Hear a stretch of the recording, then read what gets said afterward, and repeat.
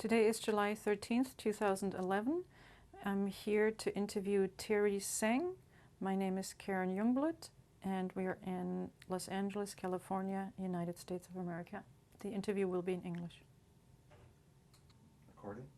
Today is July 13th, 2011. My name is Karen Jungblut, Karen Jungblut. I'm here to interview Terry Seng, and we're in Los Angeles, California, United States. And recording. Today is July 13th, 2011.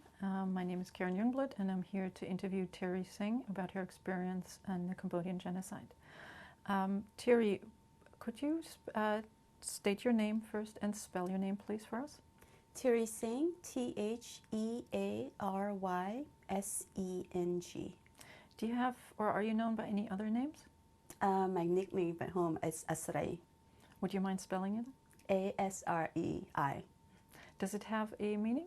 It means, it's probably similar to Elle in French, means girl or woman. It's a feminine form of calling someone at home, really. It's a nickname. It's a common nickname. Mm-hmm. Do you have any middle names or any other names? Chan, Chan, is my middle name.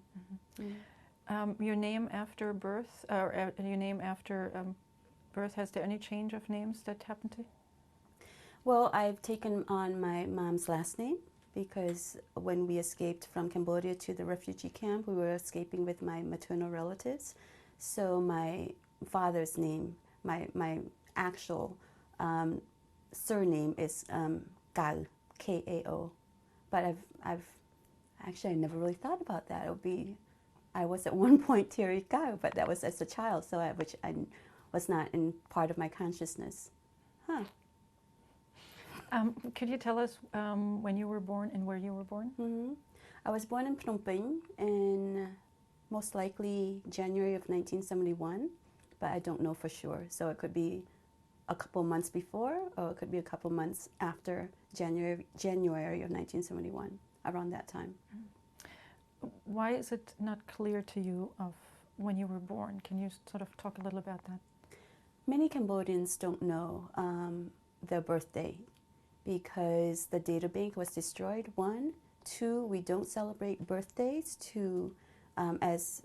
Annually. We only celebrate the first birthday, but that's, and it means differently because the first birthday is the first month after birth, because the 9 months of pregnancy is considered 9 months of birth already.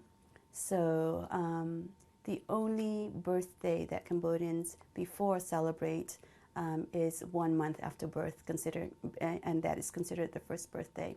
Not other birthdays are not celebrated. Now it's different because many Cambodians have adopted the Western birthday celebrations of doing them annually. Could you tell us a little about your parents? Give us their names. My mom's name is Seng Chan Iet, and my father's name is Kao Em. Would you mind spelling their names? Seng Chan Iet, Seng, which is my current last name now. Chan, the same as my middle name, and Iet, E-A-T. My father's name is Kao Em, K-A-O, being the surname, and his given name is M-I-M. Tell us a little about your parents. What do you know about them? My father and my mother were arranged to be married before they were even born. They were arranged prior to their birth because their fathers were best friends, and they had vowed to each other, these two best friends had vowed to each other that should they have children, their firstborn, and would be married to each other. So the firstborn for my paternal was my father, but then the firstborn for my maternal grandparents is my uncle. So they had to wait for another daughter, and so my mom came along and they were married. They were arranged before they were even born. My mom came from Chinese background. So she's half Chinese and half Cambodian, and 1/4 Chinese and 3/4 Cambodian. And my father was born of from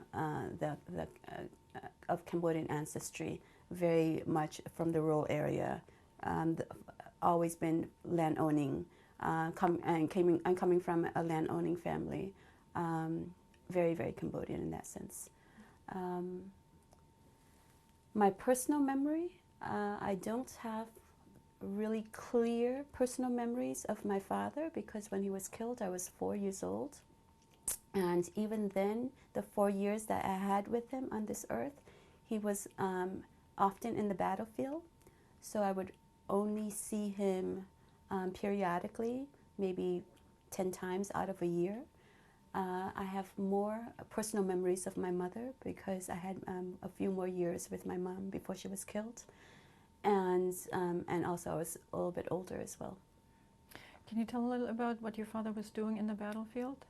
My father was a military commander for the Lono Khmer Republic regime, before the regime prior to the Khmer Rouge. Before that, he was a teacher. So he was a teacher, and then he was recruited into the Lono army as a military commander. And he was taken and it was away on the battlefields often, and was wounded often as well. He was wounded when we were forced to leave Phnom Penh in April of 1975. My mom was, again, of the Chinese merchant class and was a businesswoman. And yeah, she's always been in business, actually. She was a tailor, had opened a tailoring school, and then engaged in business, in particular during the war years prior to the Khmer Rouge, where there was a huge infusion of money from the United States and from foreign assistance for the war. And she was very much trading supplies that had to do with warfare. I don't know all the details, but she took advantage of the chaos of war, of the large infusion of money, which went to support the war prior to the Khmer Rouge, between the Lono regime and the Khmer Rouge. And so she was, in short, she was a businesswoman. Mm-hmm. What kind of teacher was your father? My father was teaching natural science in middle school in Svay Rieng province before he was recruited to the army, to the military. And were your parents living then in Phnom Penh, and did your mother have that business in Phnom Penh? They were both born in Svay Rieng province, which borders Vietnam, a province bordering Vietnam, and then they moved the family after they were married to Phnom Penh in 1970, when there was a civil war and there was a lot of bombing in the provinces, and also when my father was already recruited into the military. So my 3 older brothers were born in the province. Lundy was also born. I think my mom was pregnant with Lundy in the province, but I think he was born maybe in Phnom Penh. But I was born in Phnom Penh, and my youngest brother was born in Phnom Penh. So we lived in the capital city from 1970 onward to until the fall of the capital in 75. Tell us a little about your brothers. You said you had 3 brothers? I had 3 older brothers and 1 younger brother. And we're all 2 years apart, relatively. And they all survived. So I have 4 brothers now to this day. Could you tell us their names? My oldest brother is Marty, probably named after the day of his birth. My second oldest brother is Sina, who is living in Michigan with his family now. My third oldest brother is Lundy. He is doing medical residency in Hawaii right now with his family. And my youngest brother is Daravut, and he is indefinitely back in Cambodia, has obtained a law degree, and may possibly live and make Cambodia his home again. What about Marty? Where does Marty live? Marty is also back in Cambodia, and he's engaged in politics, in opposition politics. He's very much a supporter of an official in the Sam Rainsy Party. And tell us a little about sort of what you do remember in the early years of Phnom Penh before the Khmer Rouge took over in 1975. I don't remember much, and I don't know how much of it is my memory. But of course, through the years, I've heard many stories from relatives, and because I want so much to own those stories, sometimes it's difficult how much of those stories will come from my personal memory, and how much of the stories are the recollection of others, which I have adapted as my own story. So I don't have many memories prior to 75. And 75, I remember chaos. The sensation of chaos. I don't even have defined high-resolution memories of features of individuals or of events. But I remember the chaos, the sensation of chaos. I would like to think I remember my father and the conversations. But I have sometimes the feeling that they're really the memories of my relatives, which I have adapted as my own personal memory, because I want so much to own particular specific memories of my father and to make him more concrete. And so one of the stories which I like to think is my story and it's my memory is when he is having a conversation with me and saying that I'm his favorite daughter, but I'm really his only daughter because I'm the only girl of 4 brothers in a family of 5. Because those have been told to me by many times by my father's friends, by my aunts and uncles, how I was the favorite daughter, how I was the only daughter, how he loved me because I was the only daughter. So again, I don't know. I really don't know honestly whether those words, those memories of my father, which are very particular, are my personal memory. But for sure, it could be my personal memories supplemented by the recurring conversations and about my father in this light. I remember my mom, of course, more clearly, and there are very, very specific events and conversations with my mom I recall, and they happen to be the last days that I spent with her. I had 3 more extra years with my mom. I was 4 when my father was taken away from me to be killed, and I was 7, almost 8 when my mom was killed, and we were all in prison in this security center in Svay Rieng. And I remember my mom. I remember my mom actually a few months before as well, before we were in prison. But the most clear memory I have of my mom was my last night with her. And I remember what she said to me. We had been in prison about 5-6 months in Bang Ray Security Center, where it is believed that 30,000 people were killed, according to the Documentation Center of Cambodia. We were probably the only children there, my brothers and I, among the adult population, because we don't recall any other children. My brothers don't recall playing with any other children except for one who was killed.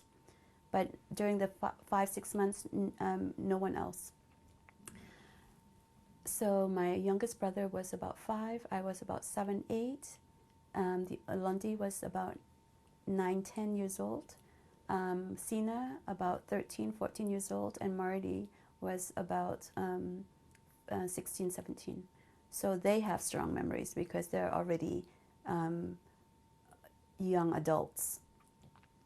But that last night, during the day, they had separated my 3 older brothers from our prison compound to take them to another village, to another place. That was really unusual because it was the first time during the whole time that we were there that they separated the family, in particular my 3 older brothers from us.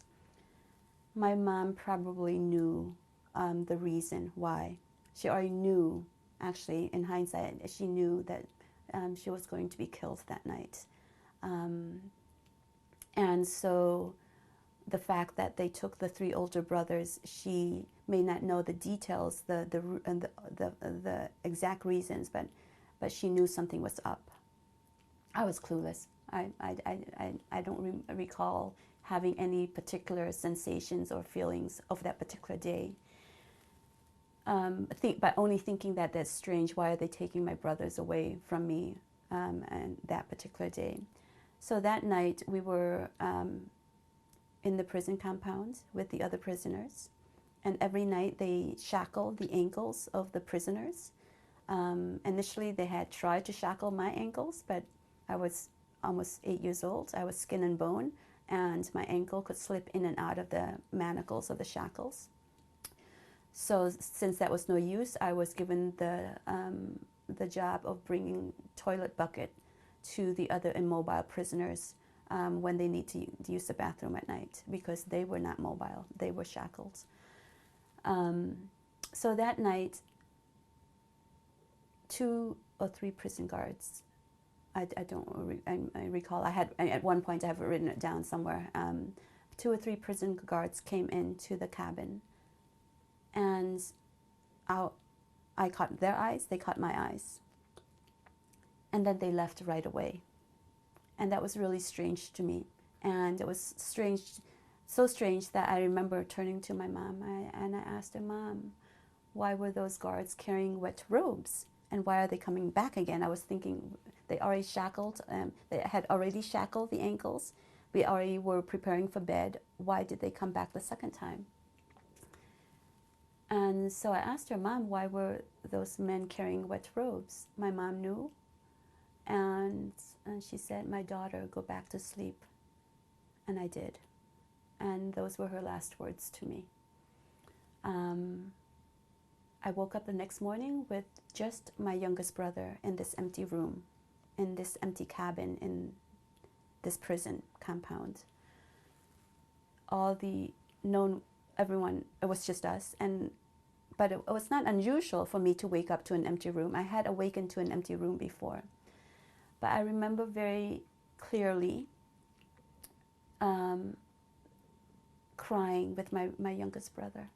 We woke up and we cried and cried and cried because it was a different sensation I felt that morning. I knew right away my mom was no longer on the earth, that she had been killed that night. I just knew, even though I had awakened to an empty cell before. And it was also, I remember the clear distinction of having my spirit, my soul escape my body. It was as if my spirit wanted to go and join my mom. And I felt this sensation of having my body and my soul being separated. And amidst the convulsion of tears, the guards tried to calm us down, but they didn't really persist. They did allow us to cry, and they didn't. They said, oh, they tried to lie and say, they lied and said, oh, my mom was working in another building. But we just continued to cry, and we cried and cried, and what seemed like several hours later, or the whole morning, they brought back my older brothers. And they freed us that morning. And in hindsight, they intentionally, the Khmer Rouge soldiers, prison guards, they intentionally wanted to preserve us kids. I have no question that that's what they did, because they separated my 3 older brothers to preserve them from the death, from killing the whole population. They knew because the whole population of the prison was killed that night. And so they separated my 3 older brothers because they didn't want them to be part of the population set out to be killed. And then when they came in that night, the second time and I think they thought I had been asleep. And when they saw that I was still awake, I was not asleep, they left right away. And that was what was so strange. And that was when I asked my mom. But what is so amazing, and to this day, it's still incomprehensible to me. One, the strand of compassion for us amidst the darkness and the complete evil of that situation. And two, what is so amazing is how did the prisoners leave that cabin without waking me and my youngest brother? How did my mom untangled herself out of our embrace without waking us? They must have tiptoed to their death, which is really incredible. I mean, it's incredible to think that the prisoners tiptoed to their death, seeing us because they didn't want to wake us. They know their fate. They must have been extremely fearful and full of emotions. But they restrained themselves to the point of not waking us up. Because if we had been awakened as they were being taken to their death, we would have been taken along as well. I can't imagine that all of a sudden they would stop the executions of the tens or of the hundreds of the prisoners just so that they could wait for another night so we could go to sleep again. So to me, that's just incredible. Or there's a God who was protecting, but why only us two, my youngest brother and I, and not the whole population? So I don't even have words to express what happened that night, and thinking about it, and in that way. But yeah, everyone they killed everyone. And I've been back to the prison actually, and I've seen the mass graves of this prison. But it's only been recently. I first returned to the prison 2 years ago, 35 years later, or maybe 30 years later. And the mass graves, I could see the outline of the new dirt and the old dirt. The first time, the second time, the owner of the house leveled the ground, so the boundary is no longer clear. But I remember the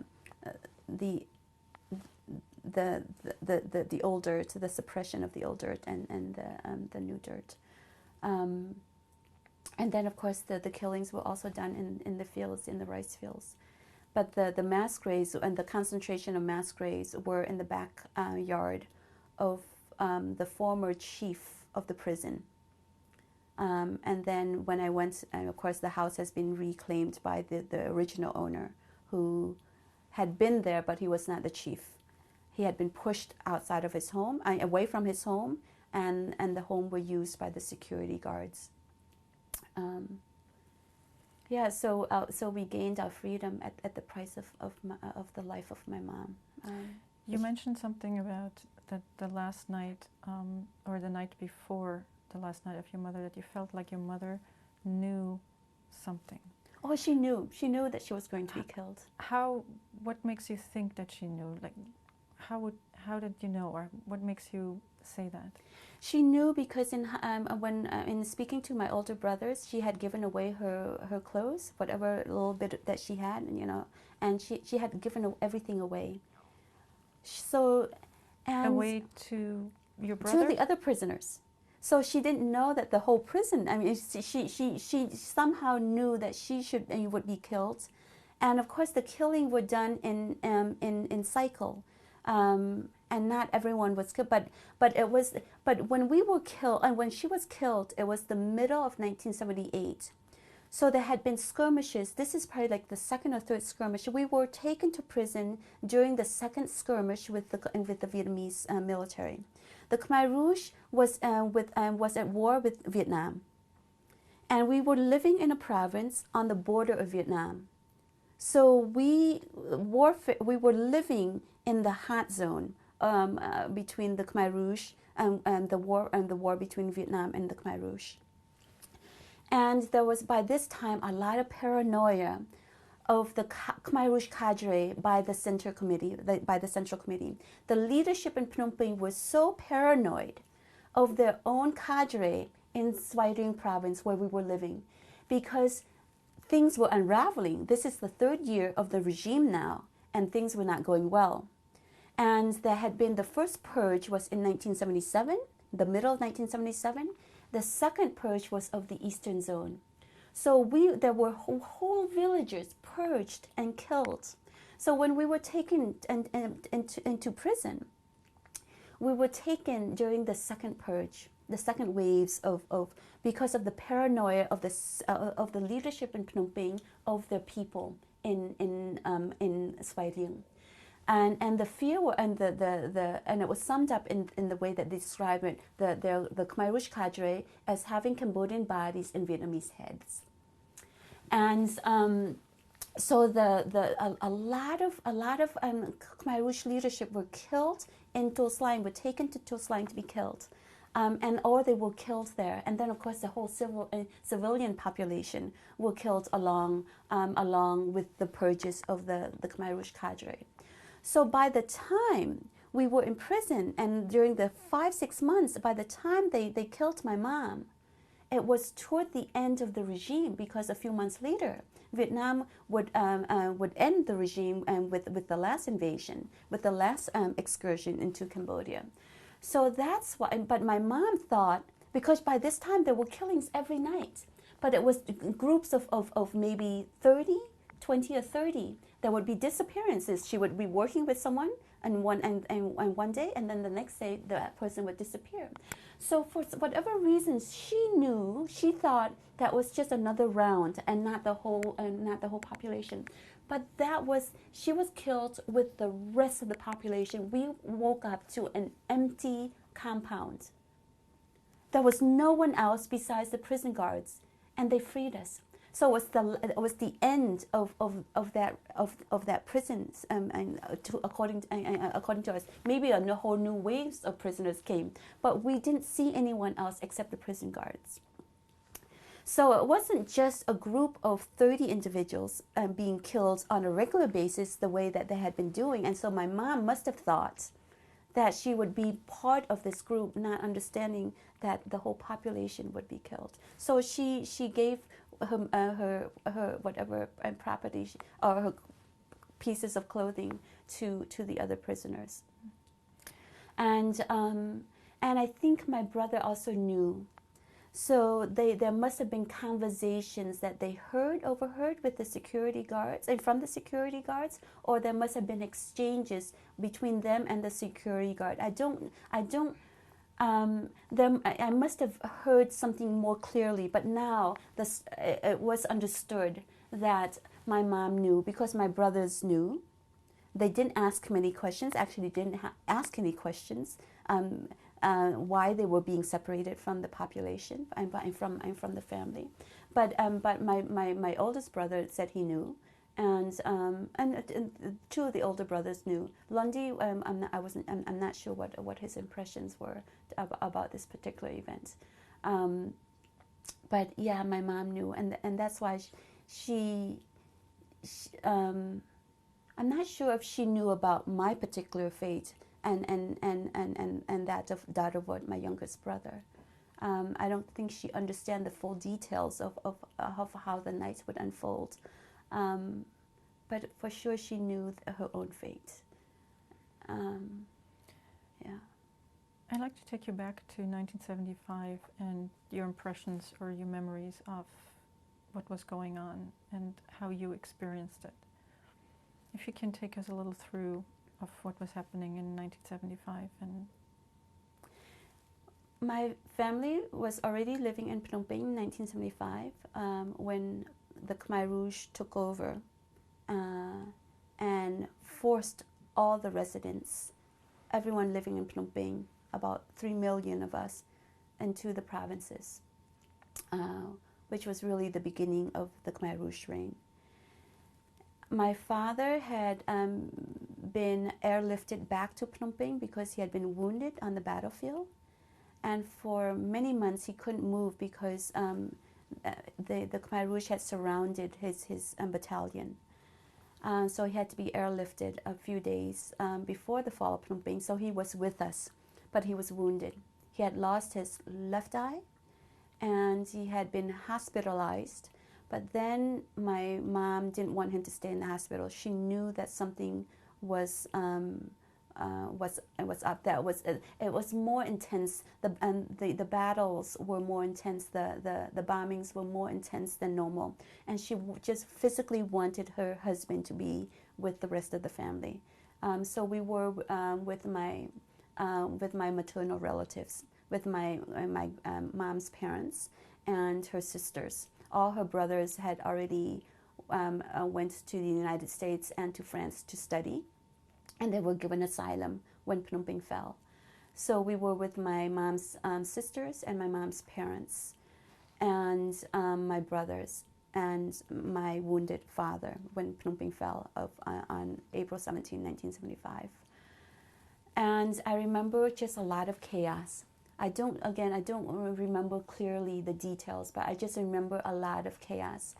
And of course, through the memories and through readings, and now as an adult, my relatives recalled my mom being so exuberant about the Khmer Rouge ending the Civil War. Up until April 75, we've had at least 5 years of civil war. My father was a military commander, so you can imagine how exhausted my mom was of war. So when the Khmer Rouge took over, and that morning, she was exuberant. She thought they had ended the war, there would be peace now. And she was not the only one. The residents of Phnom Penh went out to greet the Khmer Rouge soldiers, who were young boys carrying guns larger than their frames. But of course, we know that didn't last long. But my mom joined in the celebration in welcoming the Khmer Rouge into Phnom Penh. And of course, within a matter of hours, we had to leave our home. We were forced to leave our home with the rest of the population.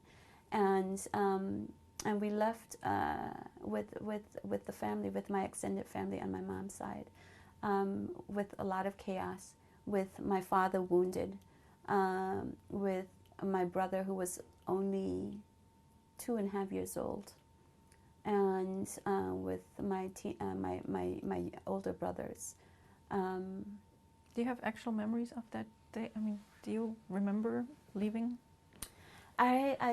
Again, and this is where, I mean, I've written about it, and of course, in writing about it, when I put words together, it makes it very clear. But in terms of my personal memories, again, I don't know how much of it are mine and how much are the recollections of the older adults. But they have been merged because the memories, there have been no discontinuity.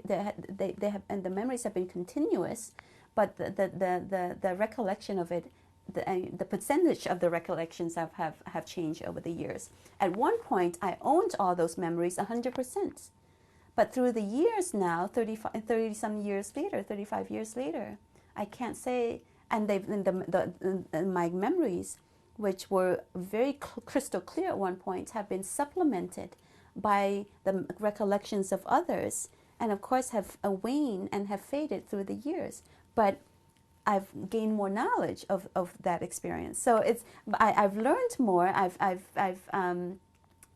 been more enriched, and I have a broader understanding of that particular day, even though my personal memory has faded. In particular, as the memory of a 4-year-old. So this is why I'm qualifying a lot, because I know about myself as well. I mean, I understand there is a desire to want to own particular memories, any memory that has to do with my father, because I don't have much which I can say very confidently are the memories that I have. But I, of course, and that desire have intermingled with the passage of time So it's a little bit tricky. And again, I've read so many accounts of that particular day as well. And the accounts are very similar. Of course, and each story, each experience is unique. But on one hand, but on the other, the accounts are also very, very similar. And so sometimes I'm not sure how much of it I've incorporated the telling of my relatives' accounts and others' accounts into my personal narrative. I don't know. I can't say at this moment. With regards to 75, since then, there are very particular memories where no one else could have recalled except for me, and I own those memories. In terms of being with my mom under the stars and having her tell stories. Actually, some of my brothers have this recollection as well, but they confirm my own memory. But the clearest memory, of course, is the prison scene, because no one else could have remembered that. I can't, because no one else was there. My brothers were not there to help me in memory, remembering. So besides just the sense of chaos and confusion, and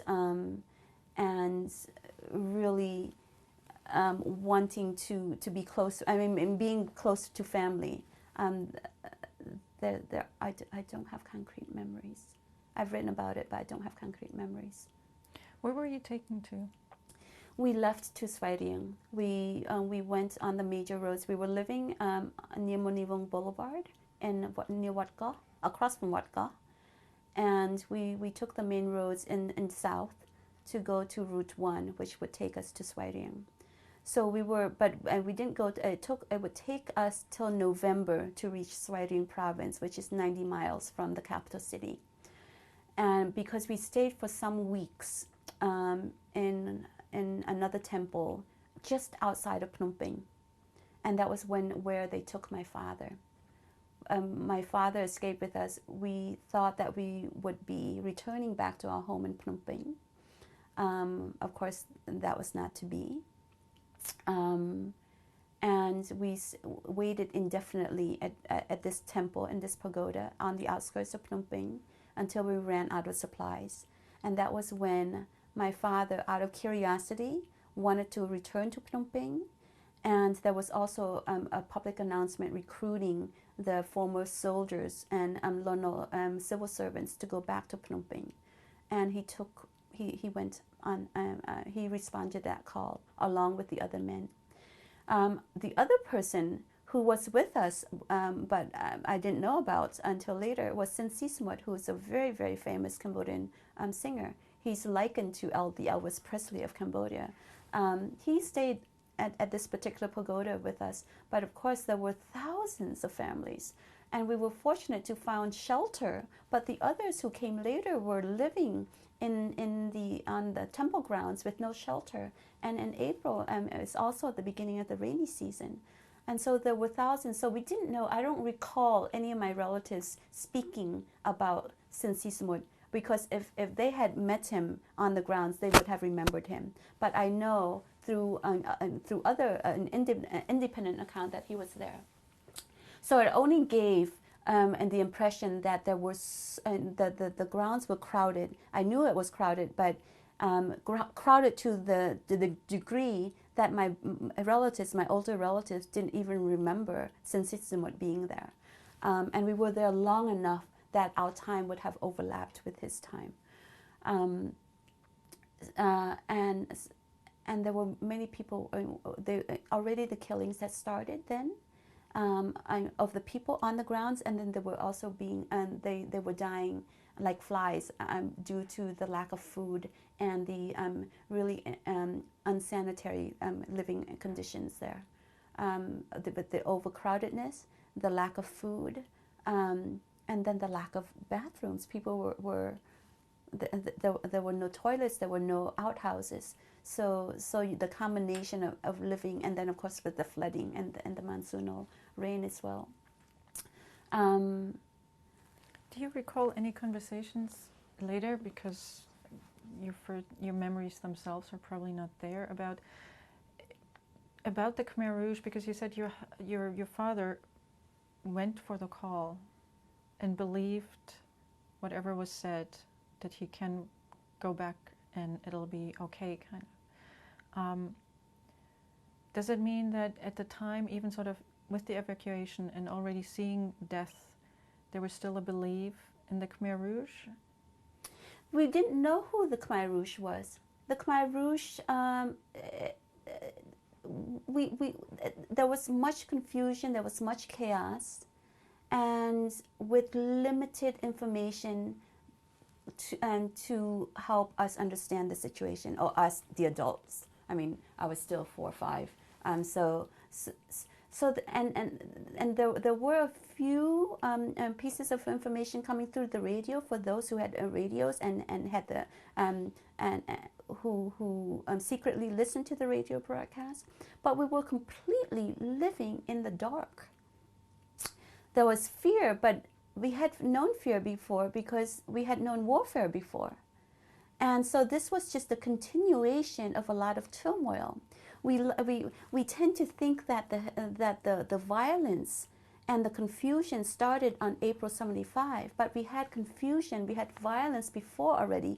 We were already acclimated to the rhythm of war.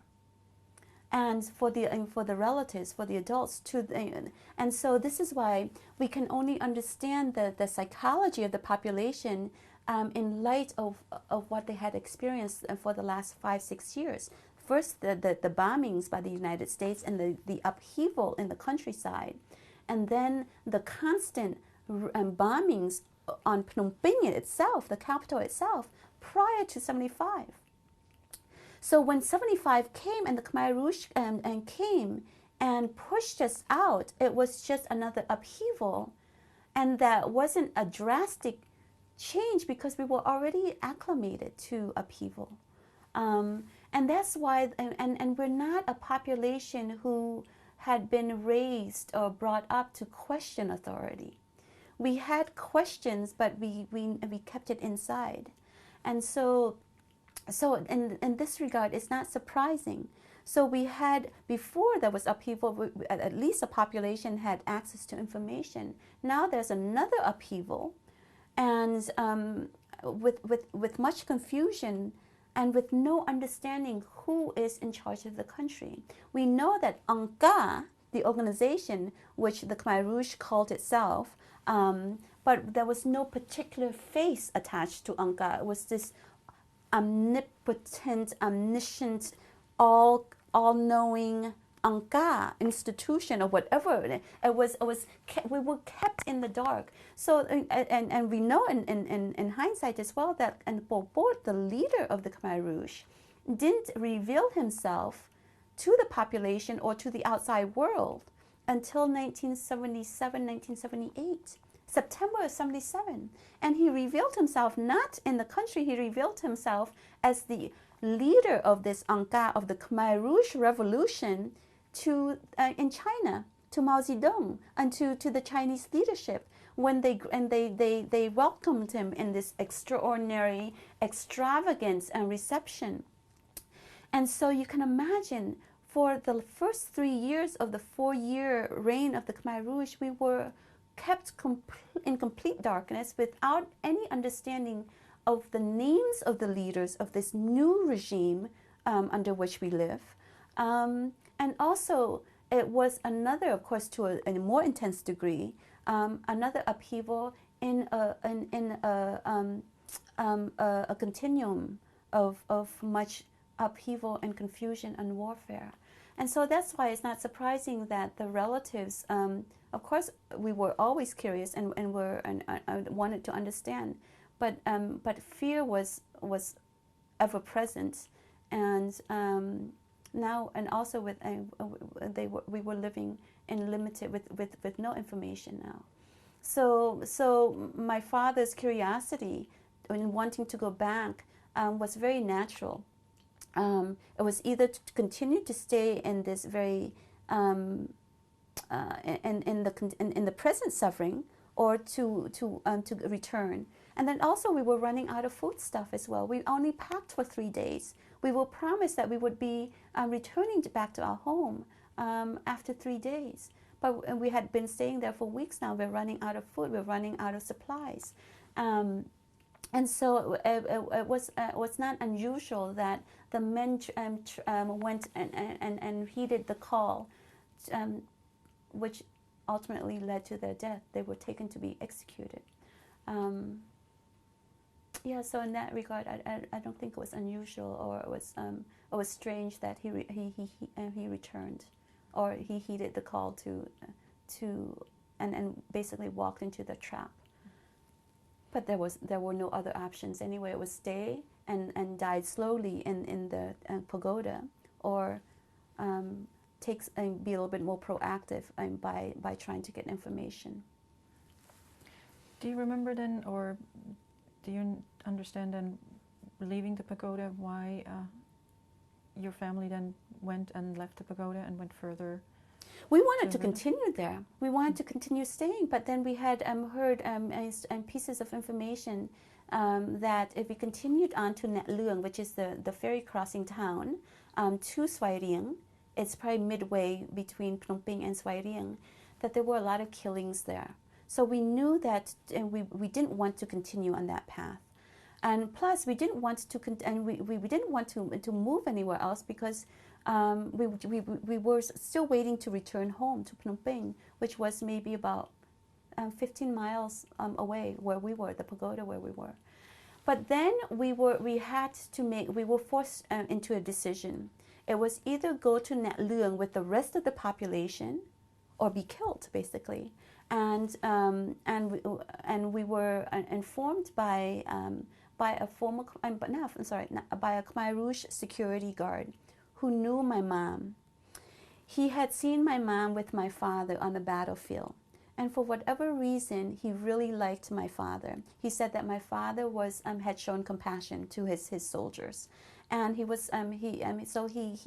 surreptitiously said to my mom, "Move on. Go to your province, go to your ancestral home, because it's not safe here. And your husband," he didn't say your husband, but he used an honorific in reference to my father, that he's not coming back. But of course, my mom continued to hold on to the hope that my father would return, even though she knew that statement, that he had been killed, or won't be joining the family again. But then the security guards were rounding up the pagoda people, and the people who were living in the pagoda to push us to move in the Nhat Luang direction, this ferry crossing town where we didn't want to go.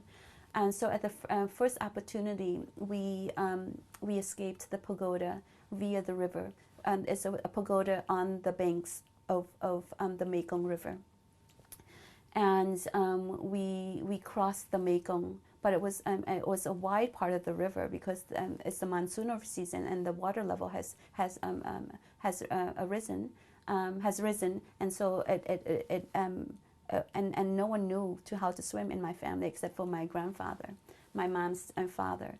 But we had hired a boat, and my mom actually knew this person, because she had once in a while she had snuck out from the pagoda to go and trade whatever little bit of gold that she had taken with her, and jewelry, and so she knew the terrain. She knew the river terrain.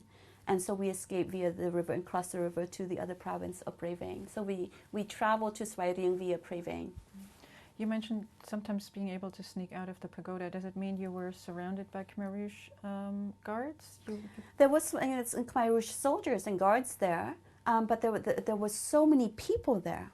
There were so many people, and again, it's still in the beginning stage of the Khmer Rouge regime. We're talking still, this is still this is still 1975, the middle of 1975, weeks after the fall of Phnom Penh.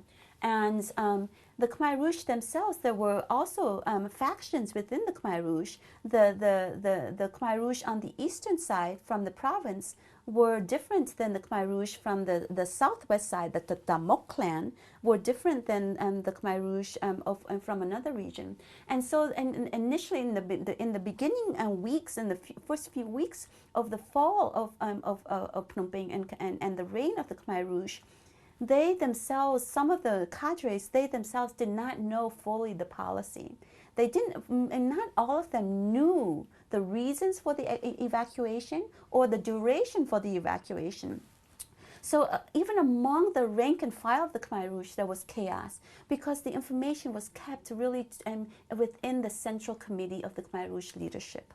And so during this period of the pagoda living, we were living in that state of instability, of confusion, not only among the population, but also the Khmer Rouge rank and file and the Khmer Rouge cadre. So there were Khmer Rouge soldiers there, but there was a huge population of residents, of Phnom Penh residents, and of course it wasn't a prison, it was a pagoda, and there were several gates and entryway in the pagoda, and there was the front gate of National Road 1, and then the back gates of the river.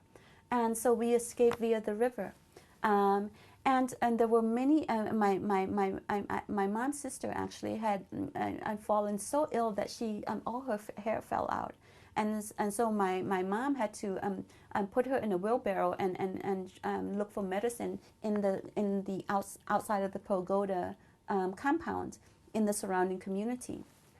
So there was movement, but I think if an individual wanted to escape, it was possible, but it wasn't possible to really escape without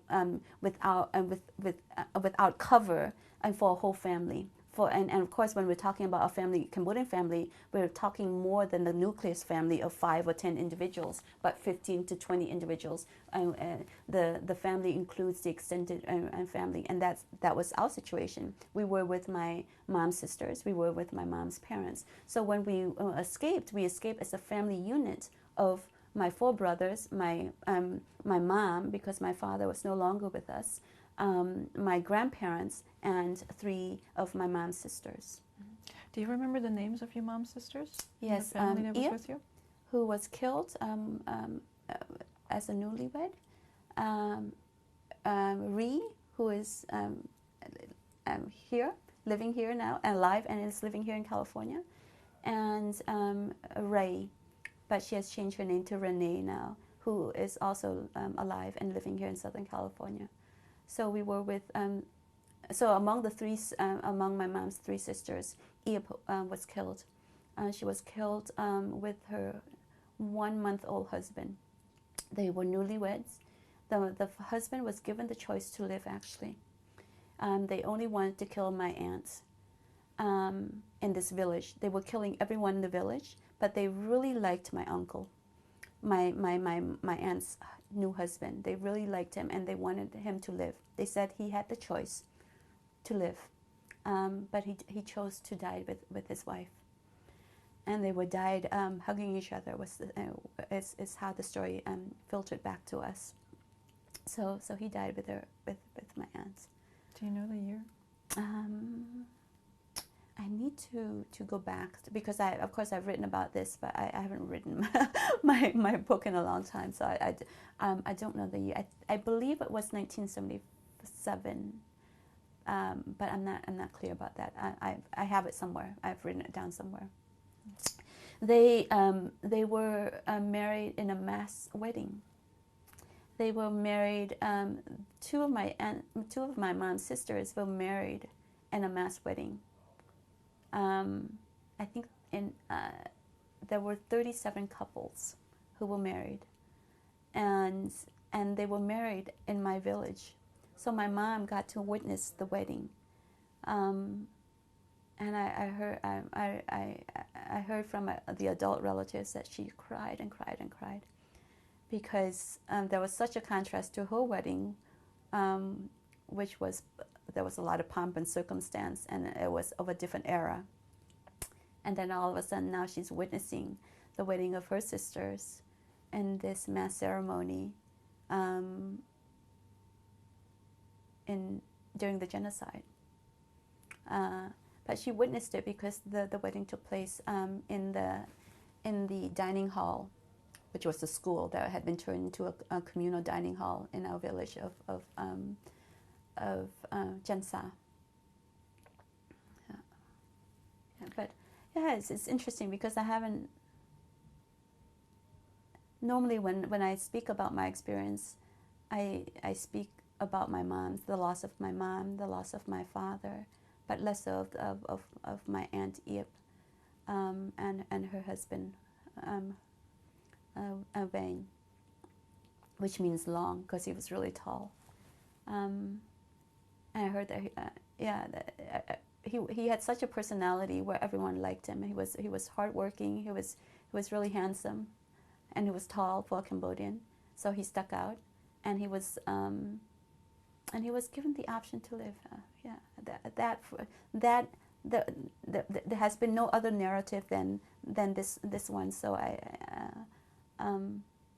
and he was so liked by everyone that he stood out as well. And then of course for him to have chosen that path as well made the stories more powerful and remembered by many. You were talking about leaving the pagoda and via Mekong River. Where did your family go and what happened where you went? Along the way, this is not my memory, of course I didn't witness this. So we left Phnom Penh. We were forced to exit Phnom Penh in April of 1975. We stayed for weeks. I don't know how many weeks we stayed in this pagoda on the outskirts of Phnom Penh until we were forced to leave and to Nhat Luang, but then we escaped across the Mekong River to the other side. And so we traveled by foot now, completely by foot. We didn't have any bicycles or any motorcycles to assist us. And it would take us until November to reach Svay Rieng, Jensa, where we would be and where we were the whole for the rest of the genocide. And we wanted to stay close to Phnom Penh, but all the villages were full. They had already, the villages had taken in a lot of new people already, so each home would have 2 additional families living in their homes. And by this time, there was no more space. My grandmother begged for us to stay with the next village. They said, no, we can't take you in. There's no more room. So we continued on. And then there was a moment in time where the relatives the older adults discussed whether we should escape to Vietnam. But my mom adamantly said no. She was still hanging on to the hope that my father was still alive. And if he was alive, he would find us in his parents' home, which was in Svay Rieng. And so, and then my mom and my grandfather also thought like my mom. He said, why escape to Vietnam when we had relatives in Svay Rieng, the ancestral village? So, of course, my grandfather's voice won out, and we continued on to Svay Rieng. And we didn't reach it until November. And we traveled through the monsoon season on foot with my youngest brother, who's 2-3 years old. I was 4 or 5 years old. So let's say I was 5 years old, and then with 4 or 5 children, and the adults. But somehow we found ourselves and we got to Svay Rieng. But then we had to split to 2 villages. My 4 brothers, my mom, went and lived with my father's parents in Jensa, and then my aunts and my grandparents went to live in another village next door, about 2 or 3 miles away. But during the whole of the genocide, we were not allowed to see each other because there was a travel restriction during the genocide, not just for our villages and for Svay Rieng, but the whole of Cambodia. People were not allowed to move or to travel without authorization. And so we parted ways, and toward the end of 75, from my mom's sisters and parents. But during and from the pagoda to Swairing, along the way, we had to beg for food. I remember being exhausted and from the aches of walking, because my aunts couldn't really carry us. We had no male figure except for my grandfather, and there were a lot of other. My brothers were sometimes would give my youngest brother a piggyback ride. But at one point, when my mom was trading for food, she was raped, and my brother witnessed this. My two oldest brothers witnessed this. Marty and It was Sina. Marty, to this day, refused to talk about it, and I haven't really pushed him to talk for his recollection. But it was Sina who told me, and it was not. He didn't volunteer the information. I remember this. It was only several years ago, actually, when I was writing my book, the memoir, and I was asking him for his recollections, for his impressions and memories of growing up during the Khmer Rouge. And we were talking. He was talking about the Exodus. He was talking about his impressions. And then all of a sudden, as we were watching television, we had television on as we were having this conversation. He was looking straight. I was looking straight. It wasn't as if we were talking, looking, and because both of us were. And so we were having this conversation about the past, and all of a sudden he said, "Oh, and did you know that Mom was raped?" And then there was silence, because it just came out of nowhere. I wasn't prepared to. I could take because I've heard stories of deaths. I already knew the narrative of the major outline of our family history during the Khmer Rouge, because they've been retold so many times in various formats, in various conversations. And I thought I heard him wrong. So I said, "Excuse me?" He goes, "Mom was raped." I said, I was stunned. I didn't know how to react. And he was saying this. He was telling me this. He was looking straight at the television. I was looking forward. He was looking forward. So we didn't really. We were not face to face.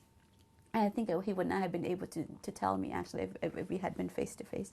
He had to have some sort of buffer as well in releasing this information that he has been bottling up all these years. And this is Michigan in the I think it was already 2001 or so when I had this conversation with him. And so for all those years, he had bottled up, he had kept this secret. And it was the first time that he told anyone. And it was during the conversation as I was writing to the book.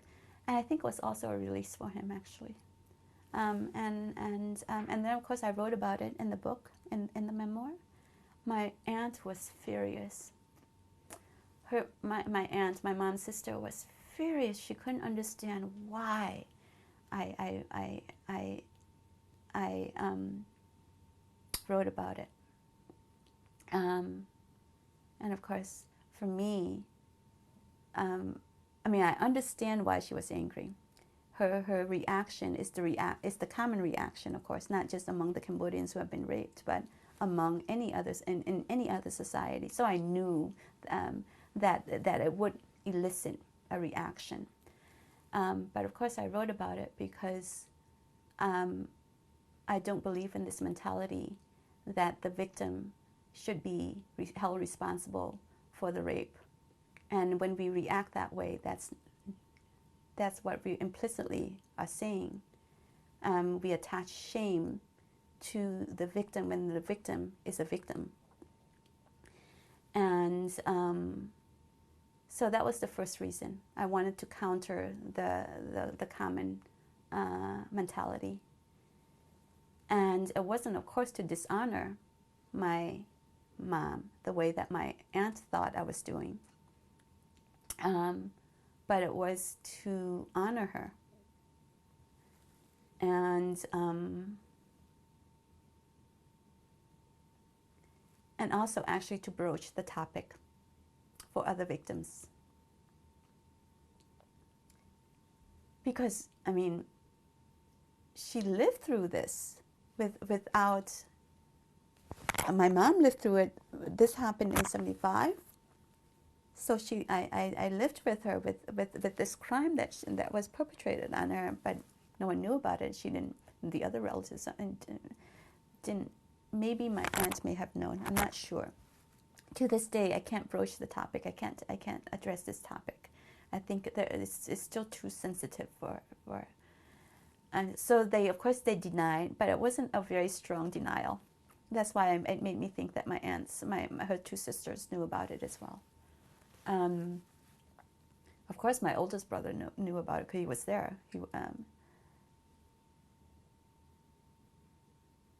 I remember that actually there was anger actually in my brothers. That I had anger at my brother that they didn't heroically went and saved my mom.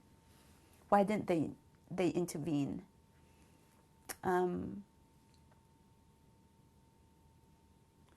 Yeah, so that was during the exodus out to the countryside, and then we lived in Swaidam. But we were living with my mom's in-laws, who were part of the base people. So the Khmer Rouge basically divided the population into two categories. The Khmer Rouge, who elevated the peasant class, who elevated the peasantry, divided the population of Cambodia into the new people, or the city dwellers, and the base people, or the rural peasant class. And of course, it was a reaction against against imperialism. So they viewed their own countrymen who had been living in the cities, in the towns, as being tainted with the imperialist United States, the imperialist Americans who had bombed their country to oblivion. So they took out the anger against the U.S. imperialism on their own people, the Cambodians who had been living in the city. So we were part of the new people. We were part of the April 75 people. And now we were living in Swaidam with the base people, my other relatives on my dad's side, who, if we were to use the term Khmer Rouge very loosely, part of the Khmer Rouge. And so this is why it's, now when we think of the Khmer Rouge, we think of the leadership. But the Khmer Rouge were the individuals, or were the families, the Cambodians, who were of the peasant class, who survived. And so this is why my relatives on my mom's side, on my dad's side, none of the members of my and dad's family were killed. To the contrary, they were taking in new people. They were the base people taking in the new families. We were part of the new family, but it just happened that instead of living with strangers, we were living with relatives. And then the village chief was a distant relative, who now all of a sudden became an authority. A Lo, his name was Lo. And he was the one who was responsible for imprisoning us and ultimately for the death of my mom. And so it was. This is why families were turned against families, relatives were turned against relatives.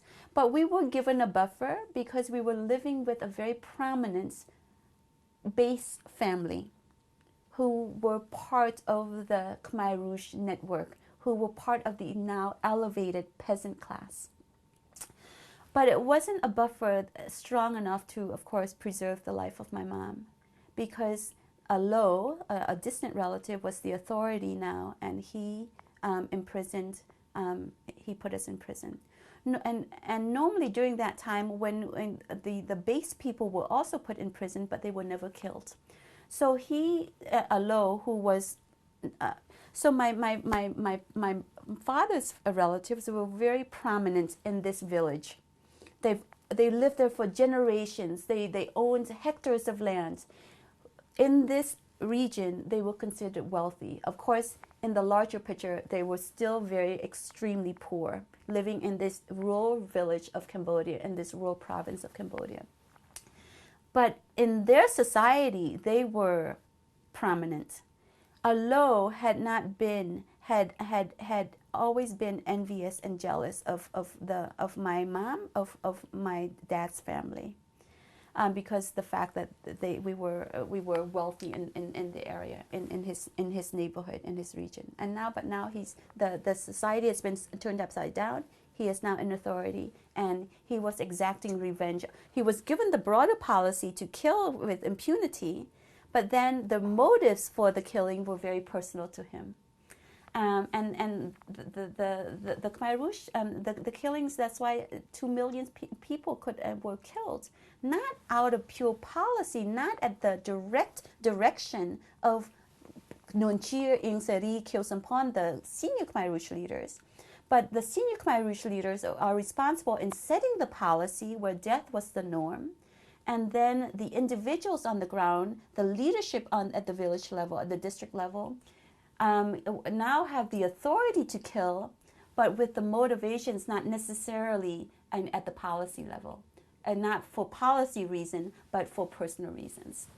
And that's why we were taken to prison. Not because the leadership ordered our imprisonment, but Alo had the authority based on personal envy, personal vendetta, in imprisoning us, and ultimately at the execution of my mom.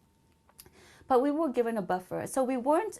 Whereas the other individuals were separated. The family members were separated by the children would be in the children movement, and then the teenagers would be among the teenagers workforce or labor camp, and the adults would be separated. But we were with my mom the whole time. So in this regard, we were very fortunate because I got to have some more time, and yet I was fortunate to have, and my brothers were fortunate to live with my mom for the duration of the Khmer Rouge. Unlike other families where they were divided and separated into workforce according to the age range. Although at one point I was taken for a day or two to do work as a 7-year-old, but that was not the norm. We were with my mom, and that was unusual. And it was unusual because we were living with a prominent Khmer Rouge family, a base family who were my grandparents. I'd like to take a short break, and we'll continue in a minute. Okay. Recording? Yeah. We're continuing the interview with Terry Tseng. Today is July 13th, 2011. Terry, before we were talking about, you were telling us arriving at the village of your grandparents, from your father's side, and you and your mother and your 3 brothers. Can you talk a little about what it was like arriving there, if you do have memories of it? So from April to November of 1975, we were traveling. We were first at the pagoda, and then we traveled to Svay Rieng instead of escaping to Vietnam, because my mom still hung on to the hope that my father was still alive. And if he was, he would find us there in his parents' home. When we arrived to Svay Rieng, my mom's parents and sisters moved to one village, and then we stayed in another village with my dad's parents. And my dad's parents and family are of the peasant stock. They've always been farmers. They have lived and tilled the land for many generations and are a very prominent family in that region, in Svay Rieng. Very poor province, but for them, among their neighbors, in their community, they're prominent. And we lived with them for the rest of the years of the genocide. Can I ask you a question about, was it a choice for your mother to say, okay, I stay with my husband's family versus with my family? Actually, my father's father, my grandfather, wanted everyone to stay with him, including my mom's sisters and grandparents, and my mom's parents. But the village chief, Lo, who was of the other village, and subsequently came and ruled our village, he wanted to separate the family members. Because my father knew the dynamics of the environment. He knew who the village chiefs are. He knew the dynamics. He wanted for everyone to be together. He knew of his influence, and he wanted to be that buffer. This is my father's father. But Lo, the village chief of Preruka, said, no, they stay there. You can take your daughter-in-law and grandchildren, but you can't take the others. They stay in my village. Subsequently, Lo came and ruled, became the chief of my village where I was living, Jensa, and that was when he imprisoned us. He took us to prison. So, my other relatives also know this village chief Lo, and then when he became our village chief, it was during the second purge, and he put our family in prison. So my grandfather knew of the dynamics, and but Lo won out and separated the family. We lived with my grandfather, my father's father, and he did provide us a buffer in terms of we were not separated as a family. The children were not separated into a labor camp from the adults the way other family members were during that time. So we got to stay with my mother, living in my grandparents' house. What was your grandfather's name? My grandfather's name is Doi. It's Doi. And actually, and even the last name is we use different last names as well, because my father didn't take his father's last name, and that's common as well in Cambodians and culture, because it's not the formality of names, it's not the formality of identity, it's the relational identity which carries importance in a village community. And of course, even moving to the city, the village mentality carries to the city living as well. So that's why it's not a big deal with regards to name. And this is also another reason why children don't know the formal names of their relatives. And that's not, again, unusual. Because first of all, it's really rude to call an aunt or an uncle by his or her name, because we use honorifics as auntie, or we would describe the relationship as the older brother of the father, of my father, rather than directly. So the more indirect, actually, the more respectful in this regard. So again, it's not uncommon that we don't know relatives' names, and it's not uncommon that we don't carry surnames, because the formality is less important than the relationship and in communication. So we lived there for about 2.5 years, almost over a year, half a year in traveling, 2.5 years in village life during the genocide, and then half a year in prison. But in the region of Svay Rieng, the eastern zone bordering Vietnam. So we were in the heart of the war between the Khmer Rouge and Vietnam. And of course, we took a toll on us because of the purges and because of the purging of the Khmer Rouge cadre in the late 1977, and all of 1978.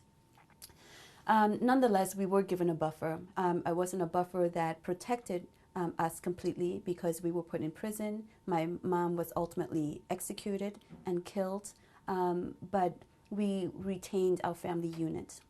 And during that family life, and during living there, my mom worked in the rice fields, and once in a while I was taken to do work with other children around my age, 7, 8, 9 years old. I was around 7 years old then. And one time I was pulled from my family for a whole day to work with the other children, about 20, 30 of us. And Who pulled you? The Khmer Rouge soldiers. So they collected all the children of the village. They wanted us to carry branches from one rice field to another, to the village.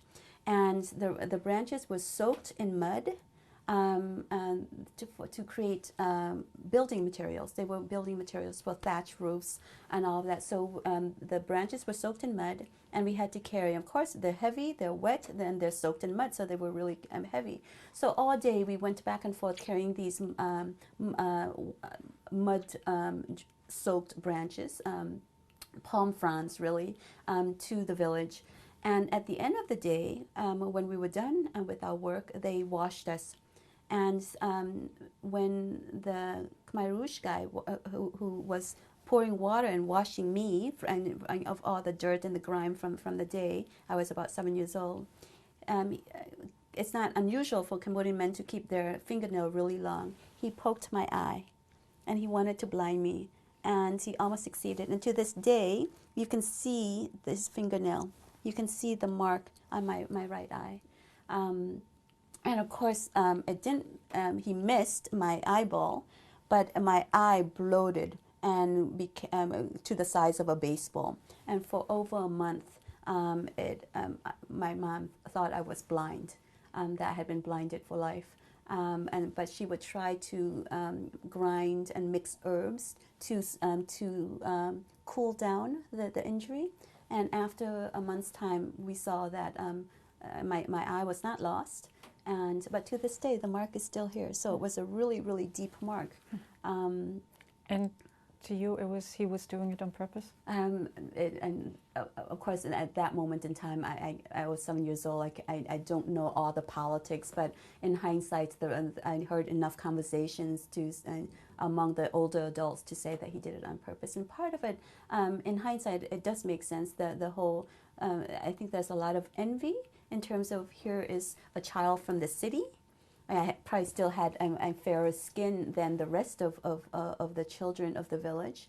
And maybe it was just to deform me, to, again, a pettiness, a grudge built over the years between the two classes. And as we know, the Cambodian genocide was also a class warfare between the city dwellers and the peasantry. And of course, I was a symbol of city life. And so that's one theory, and I think there's a lot of resonance in that in hindsight, actually, and now as an adult, trying to understand the politics of the day. But who knows? Who knows? So I remember that. I remember leeches working in the fields. We hated leeches, and they were all everywhere. And that was, to this day, I detest, and I really get grossed out by leeches.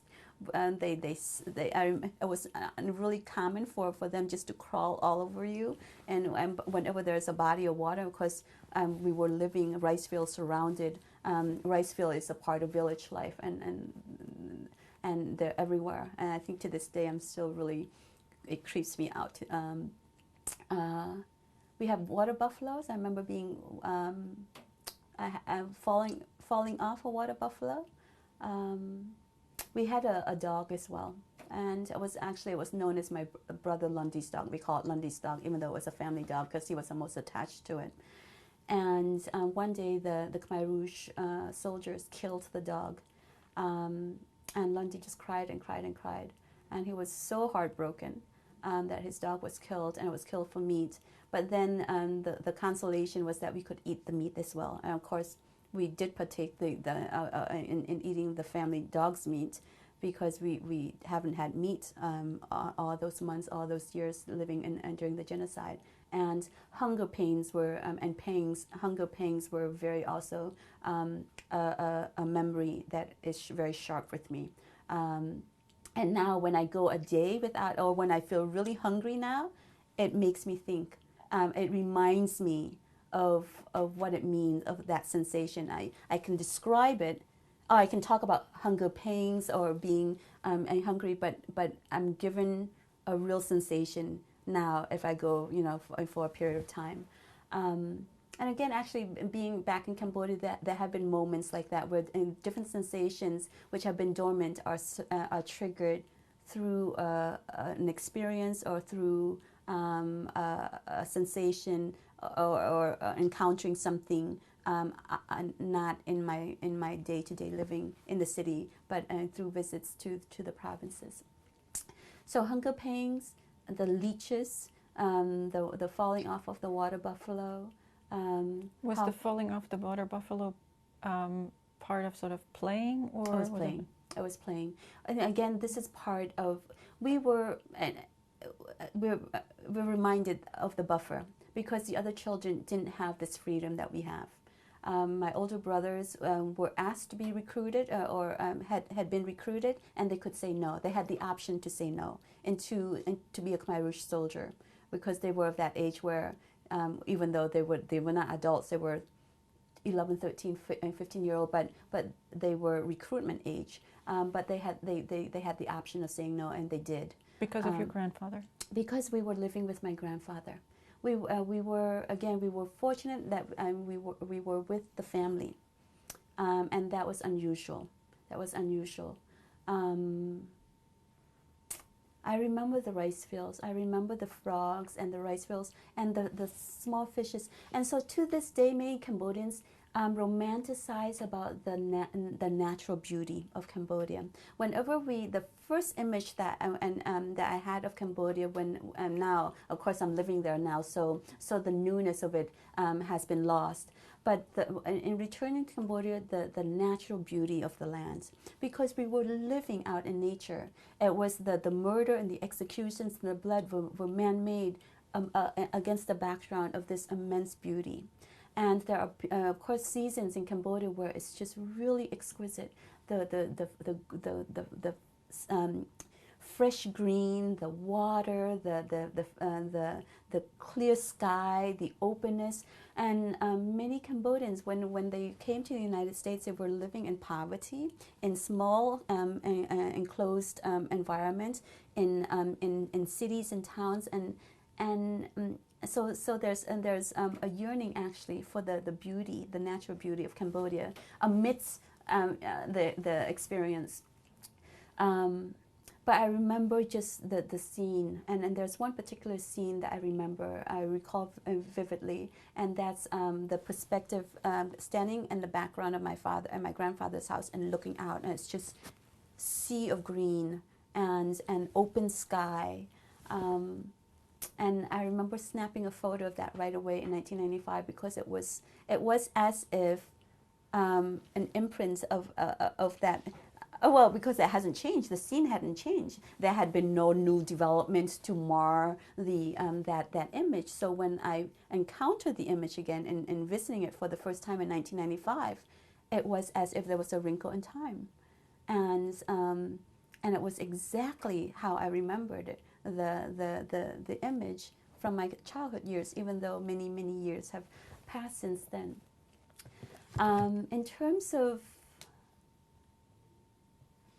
of executions, people talk about the disappearances here and there.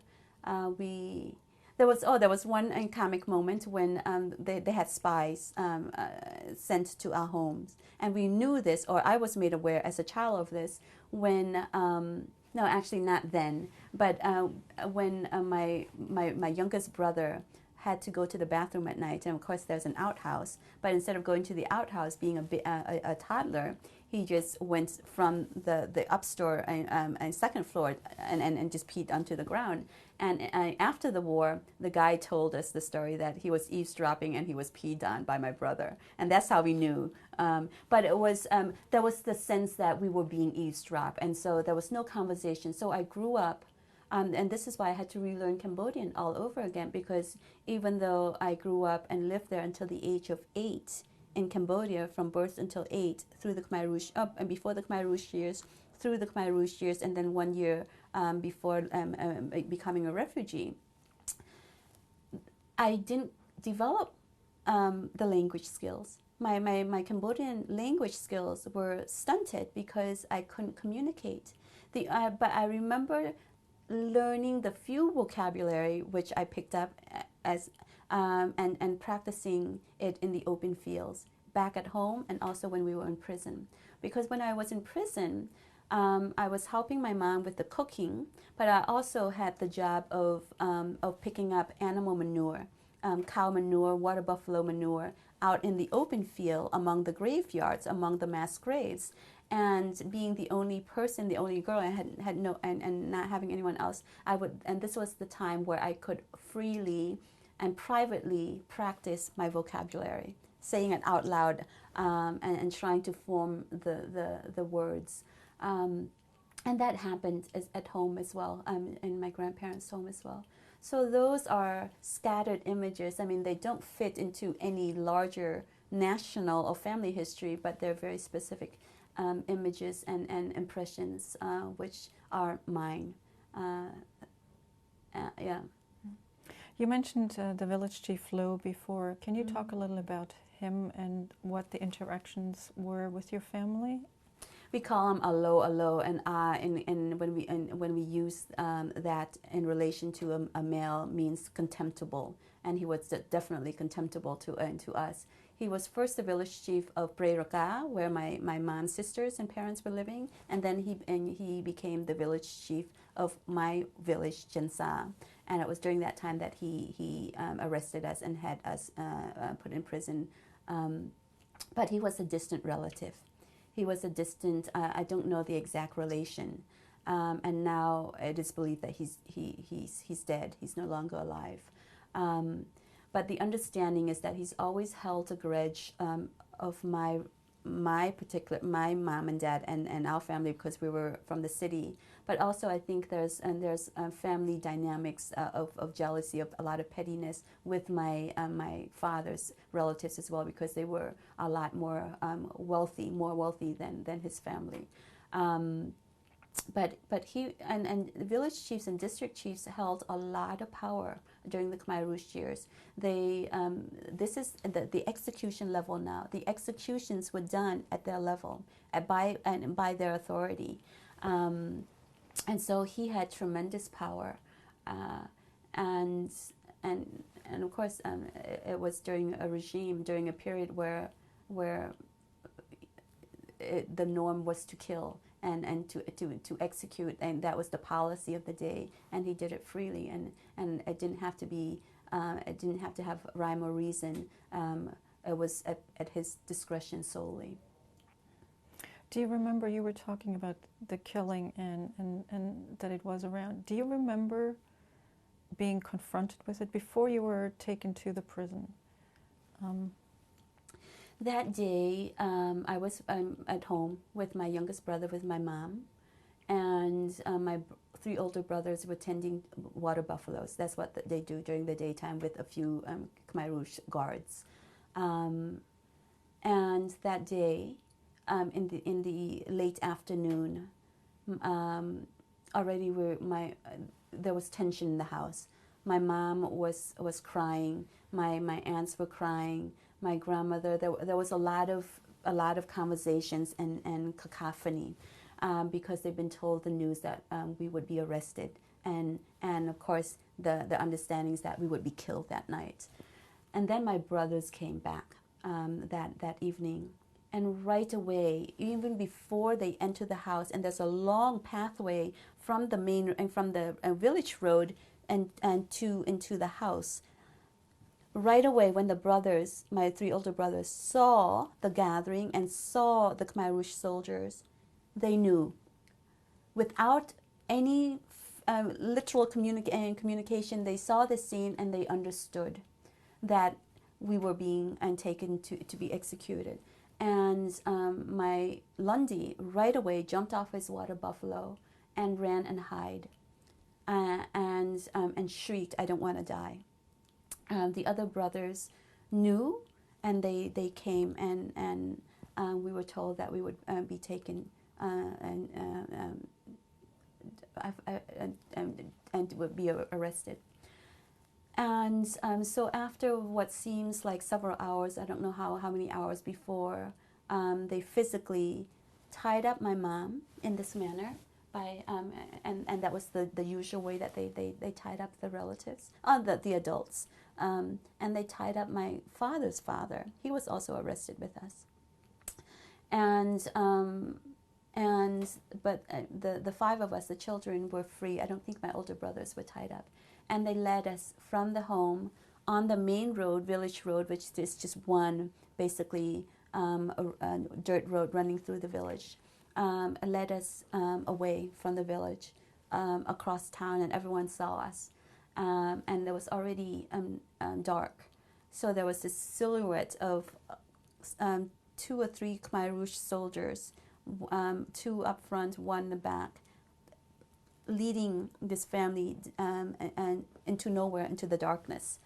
And the whole time we were thinking we were going to die. We're taken to be executed. Is that what you were thinking? Do you remember? I remember just being exhausted and tired. I must have thought that because there was enough tension and the environment was already spoke of death. In the wailing, in the pleading of my brother toward my grandmother to save him. So all those conversations were already there. So I must have absorbed, but I don't, at this moment in time, I don't recall the exact conversation. But what I remember that night, which is still fresh, is just being exhausted from walking. Just walking through the night. And we walked a good long way, and it turned out to be about, and we don't know whether it was a direct route, but right now on the map, a line from where we were living and the prison itself is a good 20 miles.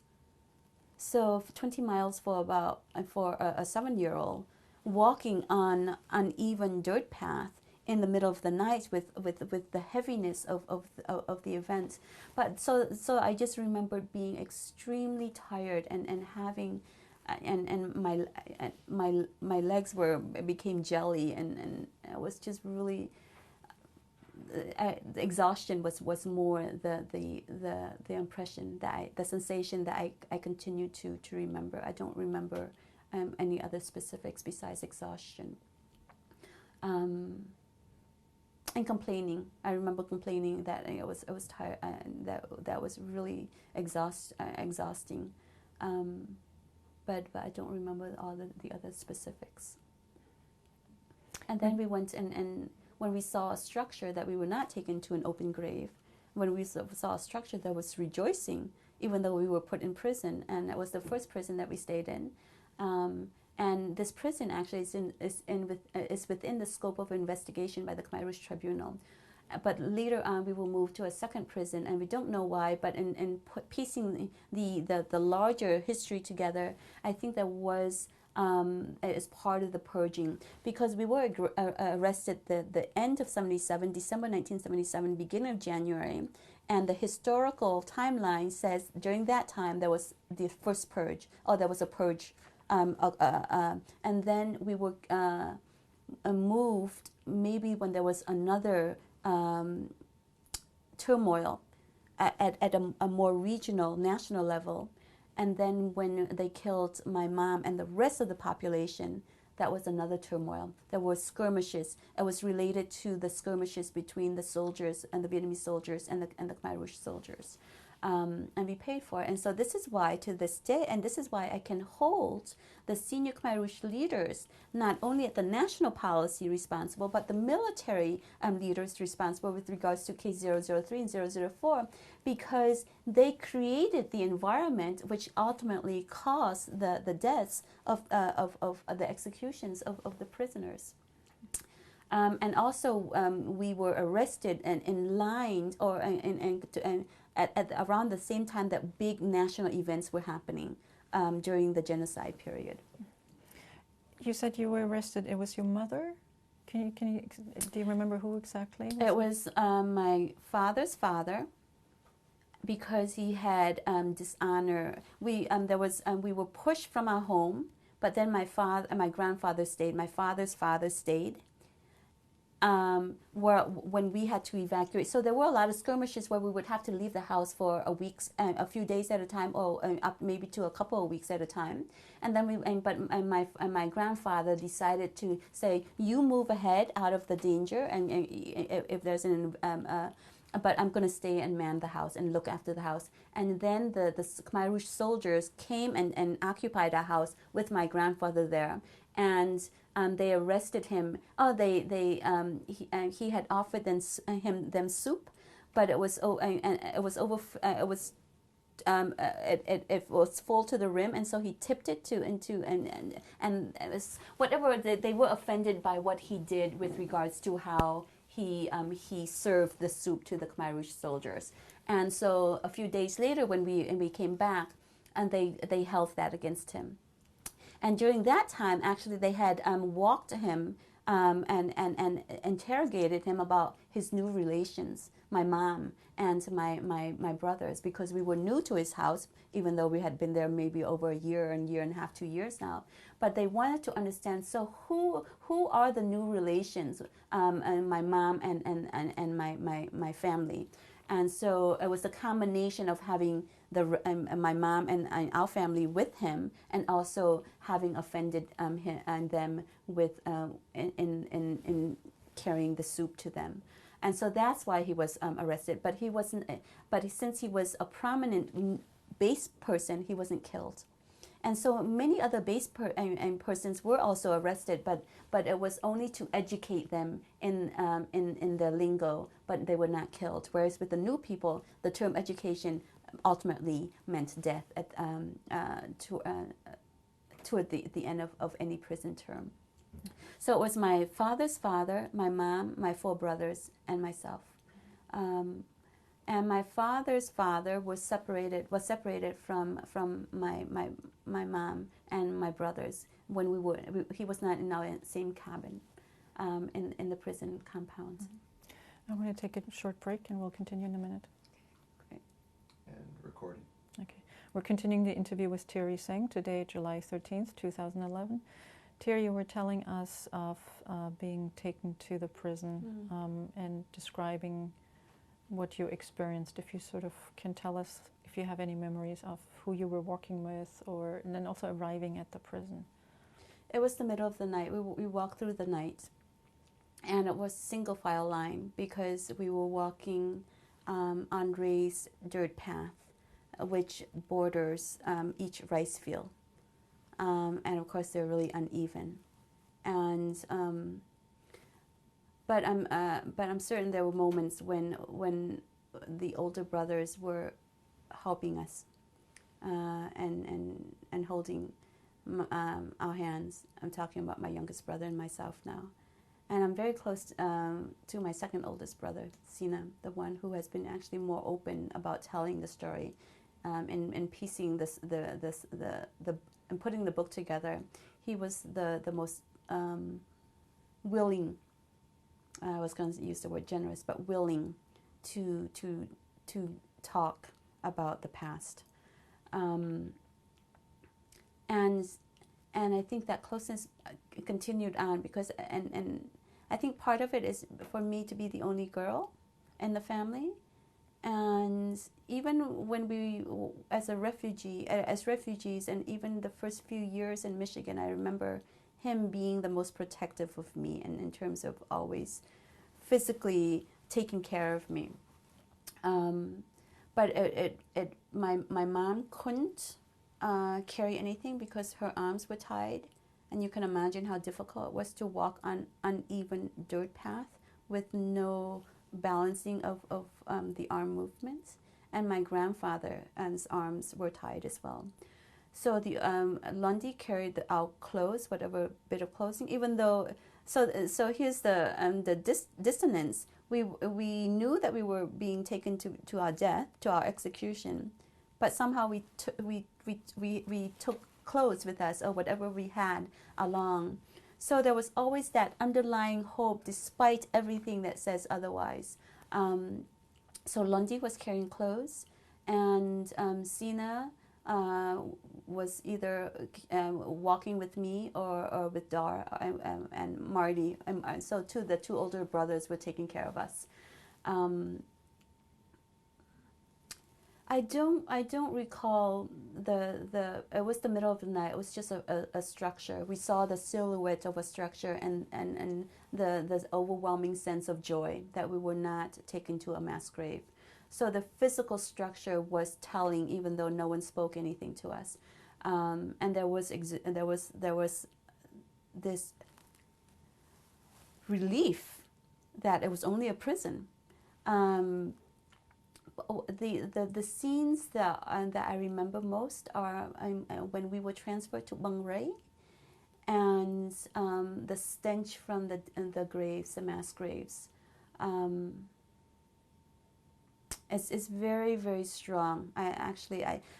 If right now, if I am to experience the smell of putrid bodies again, I'm certain it will bring a lot more sensations and memory. But what I remember is just the strength of the stench of the mass graves.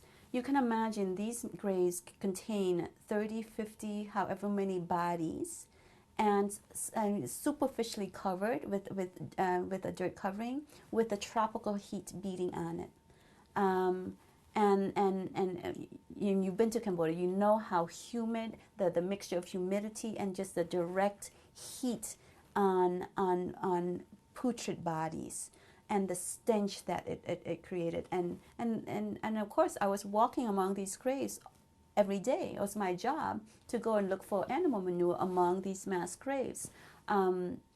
So it was a stench, a smell, which were very, very strong. When you take yourself back and you smell that stench, at the time, did you already make the connection with mass graves, or how did the knowledge and the stench mix or get combined? There was no question that I knew they were mass graves. There was, it's not something that needs to be explained, because death was part of our living. It was we grew up into death. It wasn't as if we were living in a peaceful environment. All of a sudden, someone died, and that was the first impression. I was born into a lot of violence. I was born in 1971, January 1971. Cambodia was a very tumultuous, violent place with a lot of deaths. So it wasn't as if I had to be introduced to death. I was born into an environment of death, and the Khmer Rouge only brought it to a different degree. So it wasn't as if all of a sudden there's this mass grave. I'm surprised by it. It was a gradation into the introduction of death, into the degree of death, into the degree of dying, into the stench of it. It was heightened, but it was not unfamiliar. And so this is also the fear, the embalmment of fear. It wasn't as if all of a sudden the Khmer Rouge era came and we were taught to fear. We grew up with fear. We grew up with the rhythm of war, with refugees all over surrounding us in Phnom Penh. Phnom Penh before 1970 had a population of less than 1 million. It mushroomed to 3 million by 1975. You can imagine the deaths, and even during the evacuation, there were deaths and blood all over. And so I may not recall it, but I was exposed to it. So it wasn't new. It was not unfamiliar. Again, the concentration was different. And the power of the stench was different. Now it's on a daily basis, and it was for 5 months. This was the situation. So it didn't need to be explained to me, but I didn't have a way to articulate it. I didn't have, there was no communication, so I couldn't, even if I could articulate it, there was no one to speak about it to any with. So it was not unfamiliar, but it was a strong sensation, because it was just so thick in the air. It was so thick. And the flies and everything else, it was, and of course, in reading descriptions of it afterward, it only confirmed it more. It's another layer of articulating, but through someone else's words, and so at this point, and again, if I'm certain that if I were to confront that stench, I would make the connection right away. But I can't recall what that stench is. I can't. I mean, but it was very strong.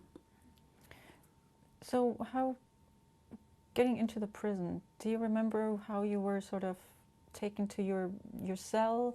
What were the first days like? What were you sort of thinking, or yeah?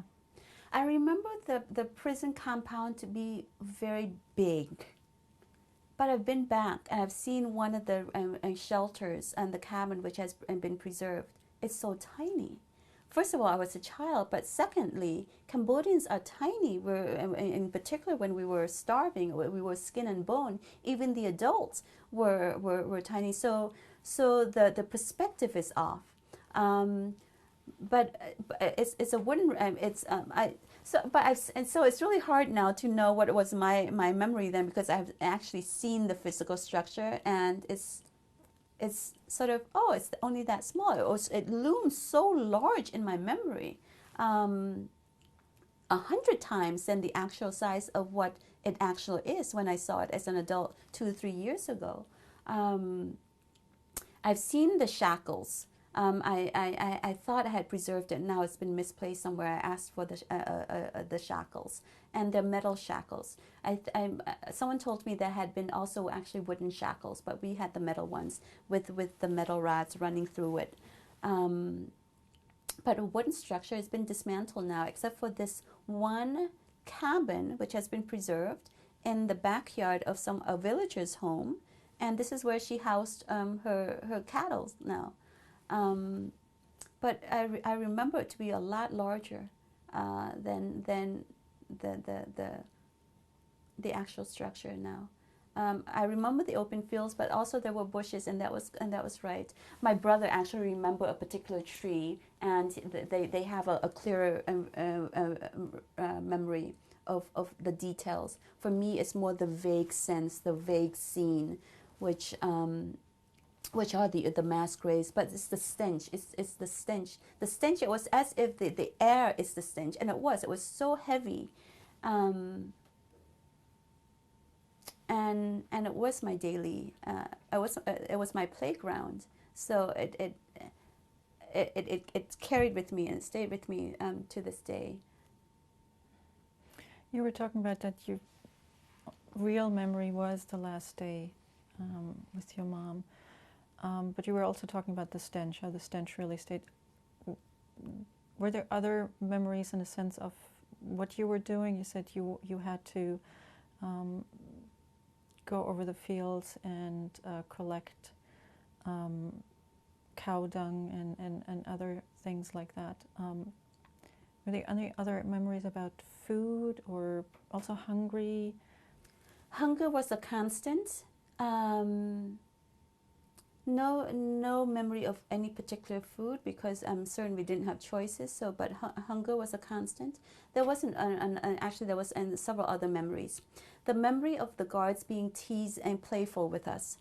This was another memory, and this is why it didn't. In hindsight, in putting it together, it didn't surprise us that that they did preserve us. They took a lot of time to think of how to preserve the 5 children, us 5 children, from the adult population when they killed the whole population, and so it connects with how the guards were playful with us at times.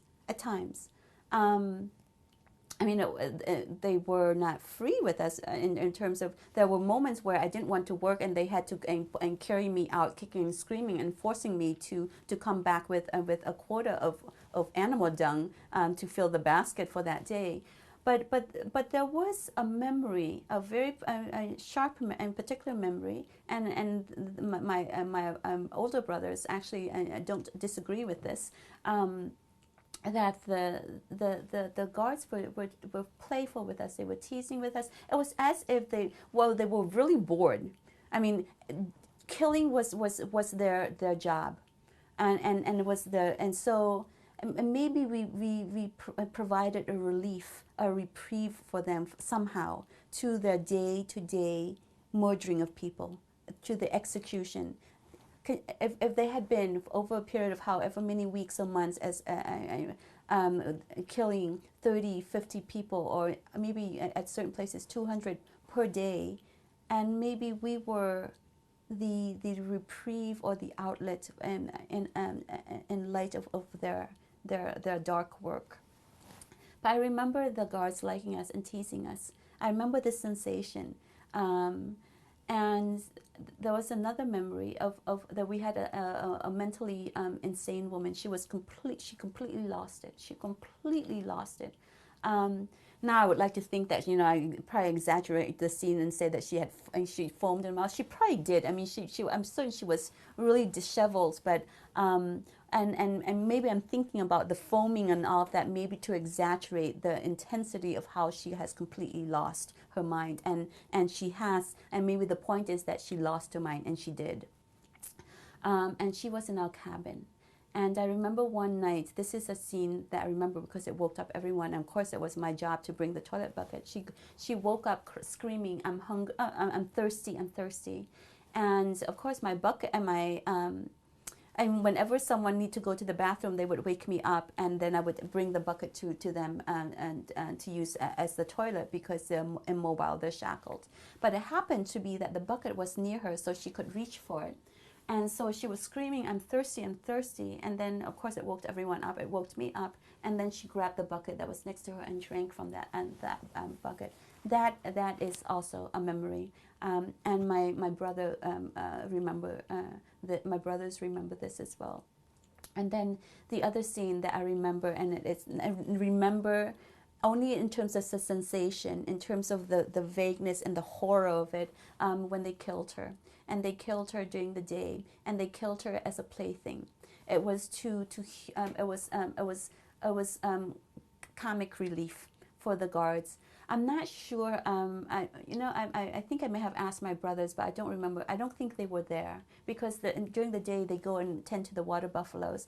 My youngest brother is next to my mom as she pounding the rice, grinding the food. She makes the food for the other prisoners, and then I'm either with her or I'm out in the fields and on my own looking for animal manure. But that day I was there. That day I was there, and it was comic relief. And they took the coconut cruncher and they squeezed her head. And so for me, it's a blurry memory, but the sensation and the event happened. And I remember the event happening. What led, or all the other details are really blurry. Do you remember your reaction or reactions? I don't. So these are memories that are the events. I remember the events. I remember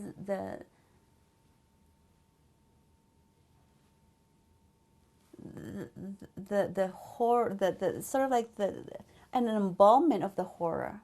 I don't physically remember her screaming. I don't remember the shape of her face, but I remember the vagueness of the scene. But I don't remember my reaction. I don't remember where my mom was. I'm certain that she was there because she's always there. She's not out in the fields. She's there. So part of your mom's job in the prison camp was to make the food for the prisoners. She grinded the rice. I remember her pounding the rice, which is stepping on this big thing that pounds the rice. And actually sometimes I would help to swirl the rice as well. And actually I got pretty good at in separating the chaff from the rice grain. And we did it on a weaved mat on plate. So I was also often in the courtyard as well with my mom. And so my job was split during the day. During the daytime, my job was to sift the rice grain, and also to collect animal manure. And during the nighttime, it was to bring the toilet bucket because I was the only mobile person besides my youngest brother, but he was a baby. He was a toddler. He was 4 years old then. You mentioned that other prisoners would alert you if they needed the bucket. Mm-hmm. Was it by voice, meaning that they just because they were all shackled, so they couldn't sort of move around to you? I'm certain they called my name. I don't remember this detail, but I'm certain that they called my name. Yeah. I want to go to the time of you were describing your last night. And the next morning after your mom was killed, and the prison population wasn't there anymore Mm. and was murdered off. Can you talk a little about what sort of the next days were like for you, and how you were, were you moving next, and who was with you? So we didn't, my older brothers, who had actually, I knew, had a broader sense of the geography of of the region, didn't know this prison. But we waited to ask for directions. We wanted to be away first before we started our conversations. So we walked away from the prison in silence. And we didn't talk, and we were hungry, so we stopped. I remember the brothers catching fish along the way, and then we started piecing the stories together, and that's and I think that was really the first piece and the first time that we pieced the stories together. And I think that has always been the foundation of our narrative. So what has happened, the way that we communicated to others, stemmed from that moment when we had the first opportunity. It was when we felt safe and had the first opportunity to talk and to piece together. And of course, we were very animated, and we were talking then among all of us, because it was the happening of that morning. And I remember vaguely, actually, I remember a lot of animated conversations. I don't remember all that we said, but it was definitely, the topic was this. The topic was what happened that morning, what happened to our mom. And but there was a period of time until of walking in silence for some distance before we felt safe to start asking the questions and having the conversations, and also to ask for directions. But the older boys did get us home and to my grandparents' home. But I remember, and there was definitely a drastic change in terms of my development. I always remember that first morning. In terms of spiritual or soulful development, I placed that morning as key for me, because it was really this almost physical separation and for me. And then during that, and for the next few days and the next several weeks from that on, it was as if that separation, there was a continual conflict, because emotionally inside, I was so broken up. I would run away from home, from my relative's home. To another village's home, to another village's home. It just happened that we had many relatives in the village, but then I would stay in strangers' homes as well. So it was really, it tore my inside out, my inside out. And I was really, I remember the tumult inside me. I was a really broken child, and always running away from home. I basically lost the security. All of a sudden, I lost my father, but I lost my father at a time where I couldn't articulate, but I still had the security of my mom, and I had the security of all the other adults. All of a sudden, all the adults in my life were torn away from me. I had my grandparents, but we were only with them for 2 years, really. Because 75 we were not with them. We were with them 76, 77. So we were only with them for 2 years, and then the prison time, and we were with them for 2 years when I had the security of my family. And now all of a sudden, all the adults who were closest to me, who I trusted and provided the security, was stripped away from me and disappeared in the most violent way, which I may not have been able to articulate it, but I somehow it was impressed upon me. Do you remember, like, I wanted to take you back to that day when you were released. I mean, did the guards, do you remember, or maybe from conversations with your brothers, what the guards actually said to you, or how that sort of played out? Because you and Daravut, I remember you said you woke up and you were crying because you realized something happened. Something happened. And then I think you mentioned your brothers came too, because they were taken somewhere else the previous days. And then you united.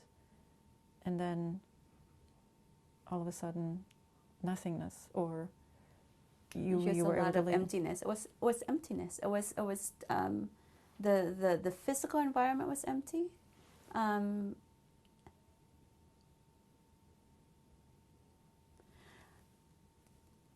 the guards were, I don't want to say soft, but I don't remember the harshness of the prior days. I mean, even though they treated us nicely and there were moments of playfulness, that morning it was as if, because they did so much to free us, it was their plan to let us go that morning.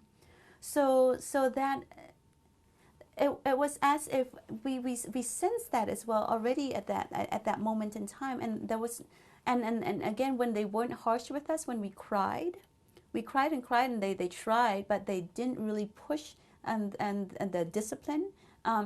So that morning there was the lightness of in a negative way, the lightness, the airiness of the surrealness of having lost my mom, of our mom. Well, I'm speaking for me now, just my mom. And then there was this just surrealness, I guess, and again, and we couldn't communicate until we were a safe distance away from the physical environment, and then we became animated.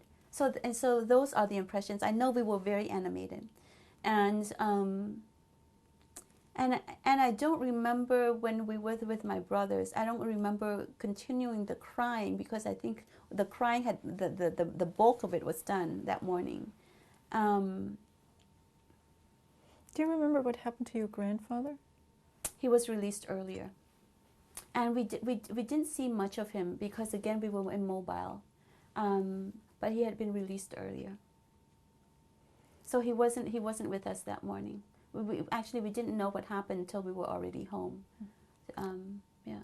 So your brothers and you were then making it home to your father's family, where we were living before. So we found our way back to Jensa village, and lived with my continued living with my relatives there. Do you remember walking into the village? And No. I just remember.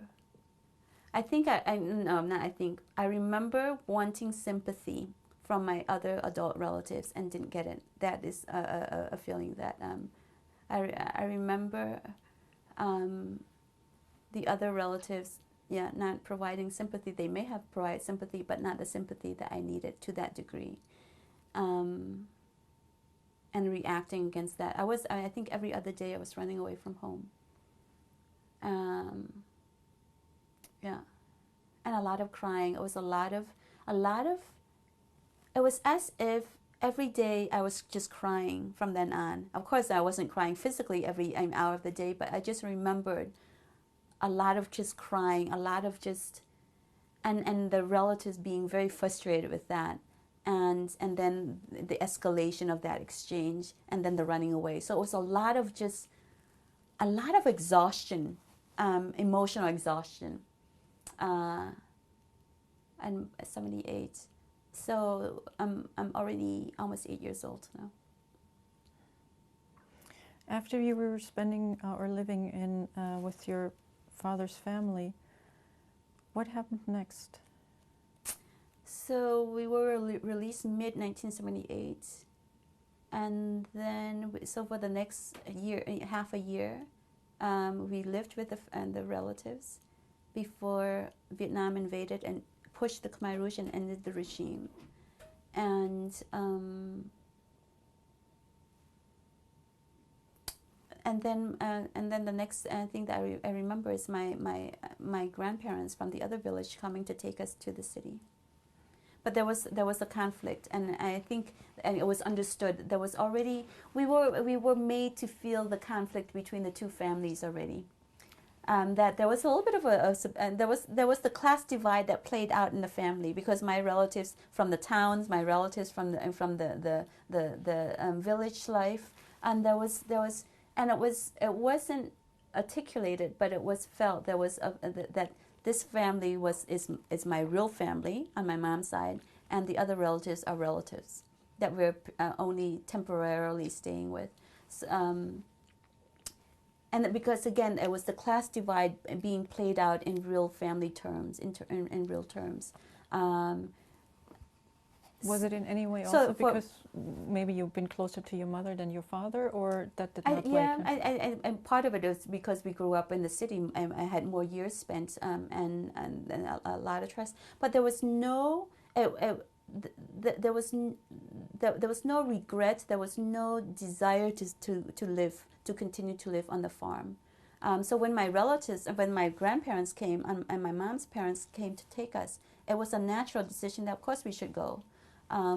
Of course, the adults and there were conflicts among the adults, but for us, there was no issue that that we should stay. There was no loyalty, I guess, to my father's family, and part of it is because of the many years growing up. But we also heard stories, and the class divide had seeped into our own mentality as well. That was our society. That was the mentality of the country of that society. So I'm certain that was the context also, in addition to the long years of living with my other relatives. That was unconscious. I mean, the class divide had unconsciously embedded our thinking and our mentality already. So 79, you then moved to Phnom Penh. Into Phnom Penh. But we first, there were a few steps. We first went outside of the village to the next closest town before heading back to the main provincial town, and then to Phnom Penh. And also, a few of the adult relatives had already moved forward. I moved to the city first, and to establish a foundation before taking the whole family there. So we were living in Svay Rieng village, and the village of Svay Rieng, for another few weeks yet before, after the liberation, the end of the regime, before we actually moved to Phnom Penh. And we stayed in Phnom Penh for maybe another 5-6 months before we decided to escape to the Thai refugee camps. And the decision to escape was why?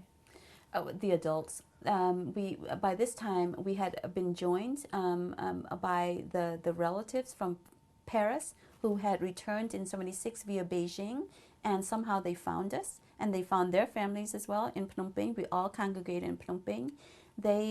So they knew of the environment on the Thai border. They had experienced a Dong Reich a massacre where a lot of Cambodians were pushed off into the mined areas along the Thai-Cambodian border. They were part of that group. They had experienced that.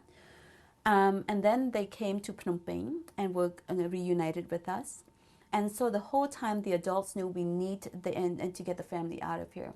So there were two options, to go via Vietnam or to go via Thailand. Those were the only two options. Of course, we already had, my adult relatives speak Vietnamese. They grew up in Svay Rieng, and there were many, many Vietnamese there. The town that my father taught in, it's believed that 50% were Vietnamese residents. So my father was fluent in Vietnamese. My mom was fluent in Vietnamese. She traded across the border as if it's part of Cambodia or part of her environment. And we had relatives in southern Vietnam who I think he was the governor of Tay Ninh, a town in southern Vietnam. And so my grandmother and her sister-in-law went into Vietnam and looked and saw the conditions there, and then met the relatives there who had been in a holding camp for many, many years, who never experienced the Khmer Rouge in years, but there was a refugee camp there, and they were stuck there. They couldn't bribe their way through, and they were really poor. And so we knew for the adults, Vietnam was not a possibility. There was no possibility to go to a third country. That was the ultimate destination.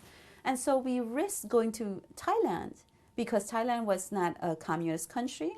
And we did it despite our knowledge, or the adults' knowledge, of Dong Reich massacre. So you can imagine the tough choices confronting the adults in making this decision. Either go to Vietnam, where they're familiar with the terrain, but they had the foresight to know that they couldn't get to a third country. So we went to across the jungle, across landmines, across and Khmer Rouge soldiers, across really dangerous, unknown terrain to get into to cross to the other side in Thailand, to be in the Khai Dang refugee camp. Do you have memories of that crossing and that Yeah. journey? Again, the exhaustion. It was hunger and exhaustion. I think those were the two constants. Constant hunger, sharpness, and the exhaustion. And of course, embalmed with fear. It was we knew naturally to be mute, and not to sense the danger around us, and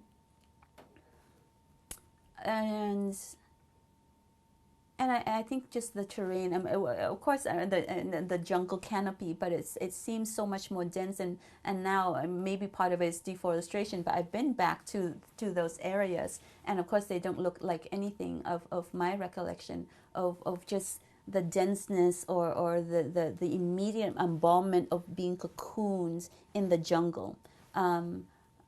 I don't have that sensation anymore, but there was that sensation of being cocooned in the jungle and just seeing only 2 or 3 steps ahead, but trusting because we were traveling with the adults. So it was full reliance on the adults, but sensing that there was fear all around us. Yeah, take us through then the experience of the refugee camp and arriving in the United States. So the refugee camps, the recollections are a little bit more. I mean, I think in terms of color, the dark and black and grays for the years of the Khmer Rouge, and the refugee camps because there's a lot of animated, living conversations and more colors and more food, and variety of food as well. So this is all of a sudden it's the openness of living in a confined situation because our mind was freer, and the ability to move as well. I think even though again we were contained in a camp, there was a clear boundary that we couldn't cross into. But we were out in the open fields at the foot of the mountains. It was really cold, so we arrived there in November. And there were frosts there, and we were one of the first families to start Khai Dang camps actually, and it was very cold. So of course there were many aid organizations which came later and provided materials. But when we were there, we only had the basics, and we shivered in the grass. I remember shivering in the grass because there were no physical structure set up yet. We're at the end of 1978? This is 79 now. This is November 1979. Yeah, this is November 1979 now. And November is really cool. It's the cool season. It's the winter in Southeast Asia. But the open space, it was as if we've been contained in our mind, in our physical environment, and now our physical environment has just opened up. And our mind has been freed, even though we were still living in squalor. We were still hungry, but the hunger has been lessened, and we have more choices now of food. And we knew that we had entered into a free country, that it was no longer the old environment. And so for me, just a lot of, and then there was schooling as well, actually, and a lot of the aid organizations had set up schooling. So I was learning the Khmer language, math, and basic education, and also dance. We were living next to a royal family member who was teaching dance. So, and to this day, actually, they remain close friends of my aunts and uncles, and they live in Southern California. So I just remember the vibrancy of life. It was the beginning of and this is why I associate that time period with colors, with different colors, because the drabness has been replaced by the vibrancy of breathing more freely again. But now, in hindsight, looking at the environment, it was still a very dangerous time. It was a time of neither going left nor right. We were still stuck. It was a holding place. But then we didn't think that way. It was a moment, a time I remember many laughters actually, and and freedom. I associate freedom with the camp. And again, I mean, and that was the recollection of that time then. Looking back and reading about the accounts, it was still very, very poor. And I mean, we were still not free. It was very violent, and it was squalid. The conditions were squalid. But I don't recall those being the impressions I had then. I associate it with more positive things. Tell us about your journey then to the United States and your arrival here. When we put in the paperwork for both France and the United States, and I'm glad that the United States paperwork came through first. I'm glad to have had the American culture and to be an American, even though I'm now Cambodian again. And so I was traveling with my mom's sisters and her parents. So that's why we have the last name, their last name, my mom's last name instead of my dad's last name, because we had to it helps to expedite the paperwork when we were seen to be a family unit with the same last name rather than two separate last names. And so the airport and I remember the plane ride actually being in awe, actually thinking that when I grow up I want to be a stewardess. I really looked up to the stewardess in the plane. I remember this desire actually being a very strong desire that I'm going to grow up and become a stewardess, because they were so in control. They took charge of the environment. So I remember the plane ride and that being the strongest impression. And then I think there was a layover, I think, in San Francisco. I remember just waiting in the lounge area with everyone, and then the next impression was seeing this sea of white faces and not being able to distinguish between a man and a woman. It was just white faces. Because a lot of church members had come to greet us, and it was just walking out. And then there was also a film camera, and so we got to see ourselves in the evening news the next day. But I remember not being able to distinguish, and I guess we must have seen a few white faces in the refugee camps, but I think it was just a concentration of just a lot of white people. And Michigan in the 1980s, we were probably one of like 3 or 4 Asian families in the whole state, probably. And so that was a very strong impression. And then of course the ride from the airport to my uncle's house, because we were living with my uncle. My uncle decided that he wants the family to stay with him, and the church assisted financially in creating and turning his basement into our living quarters. And so I remember he has this black van, and everyone squeezed into the black van. And it was really drizzling and dreary outside, and there were snow flurries. And just sort of, it's as if we're moving in this slow motion white world and embalmed in this surreal living. We were numb. So we were numb. I mean, there were a lot of activities around us, but when we actually sat in the van, I remember just this surreal sensation of just moving, but in a slow motion, in this surreal way that is just drifting through from the airport into at home. And then we got animated again when we were at home, eating a lot of apples because my uncle had asked us what do we want to eat, and we said unanimously apples, because it was a luxury. Apples were a luxury. Prior to the Khmer Rouge, it was an expensive fruit, and we had tasted it before, but we always associated it as a luxury. So my uncle filled the whole refrigerators with apples. So that whole night we ate apples and were animated in conversations with my uncle and his wife. Did you then stay with them and go to school? We stayed with them until 1986, when the adults decided that they wanted to move to California.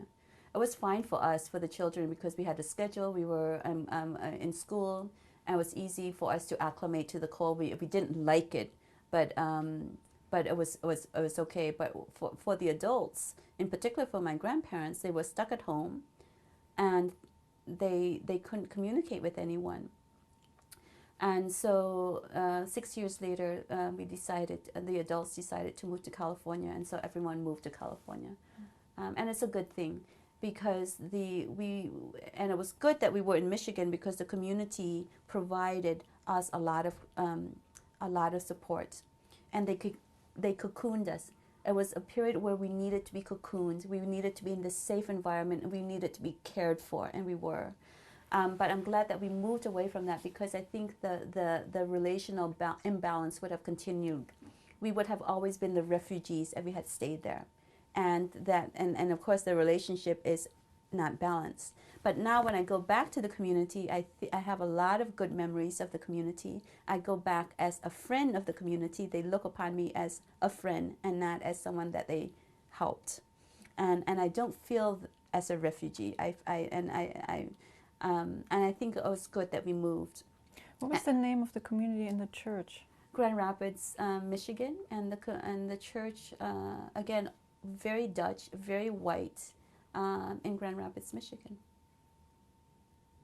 We were put into a Christian school, and again, I think it forced us to adapt the new culture immediately. Whereas if we had been thrown into an Asian community, we would have just relied on continued to be Asian. And in particular, if we had been in Long Beach, we would have just not been enforced to adapt the new culture. We would have just continued to live being Cambodian, but now in America. We would not have been forced to learn English properly. We would not have been forced to adapt our new environment. But we did that when we were in Michigan, because we had to. There was no alternative. We had to adapt, there was no alternative. And it's a good thing. It really is a good thing. And also actually made me appreciate the Cambodian culture more, because and this is why maybe this is part of the reason why I wanted to go back. Not because I didn't like my new, and not because I don't like the American culture. I've adopted fully. I understand it. I like it. I appreciate it. But because there was something missing. So in choosing to return and live back in Cambodia, it's not a judgment on the American culture that I was exposed to, but it's more because of my history and wanting to understand that. So it wasn't a reaction against what I was given in America, but it was the understanding that I've been given so much and I should probably do something with this. And in the process, there is that strand, but I don't know. Let me rephrase this. And there is that strand in my upbringing that there is a responsibility when we're given much, but and maybe it helps to contextualize. But the main reason is always a personal journey. My return to Cambodia has always been a personal desire, a personal journey, but embalmed with this other principle, which says, when we've been blessed and when we're given much, we should try to do something with it. So you were speaking about American culture and also being taken care of by this community and by the church. Coming from Cambodia, Buddhism being the religion and tradition, but you were also a young child, so I'm not sure, and during the Khmer Rouge there was no sort of practice of any such thing as Buddhism. But then coming here and then being taken care by another group with another religion, was there any interaction about coming from a country of Buddhism and now it's a Christian religion? Was there any sort of discussion, conversation? Was there anything that kind of clashed or conversations about this? There was no conflict at the very beginning, because we were so embraced that overwhelmed any other discussion. To come from violence and then to all of a sudden be showed a lot of kindness, and we were really embraced by this community. So the overwhelming sense was gratitude, by the adults, by everyone.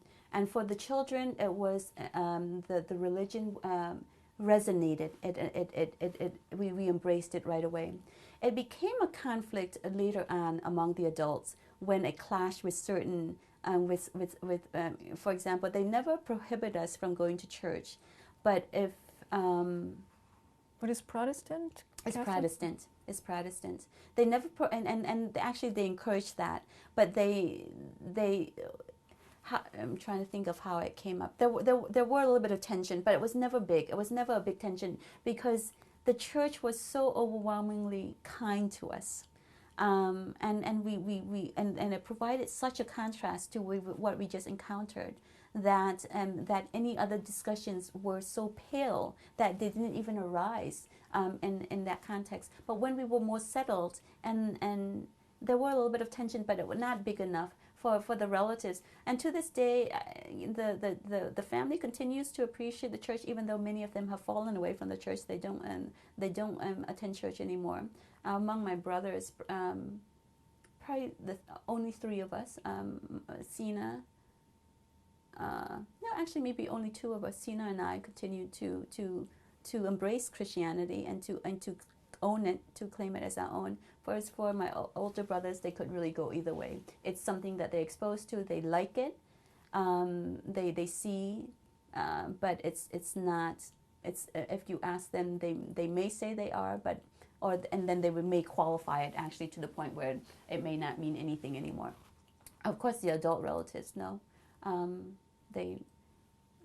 Although the children have and some of them have continued on with the Christian faith, and the others are they're more open, to other religion. Yeah. So you went to school, middle school, high school in Grand Rapids? I started first grade until sixth grade in Grand Rapids, and then until seventh grade because I skipped a grade. So I had 6 years in Grand Rapids, and then started eighth grade in California, in Southern California.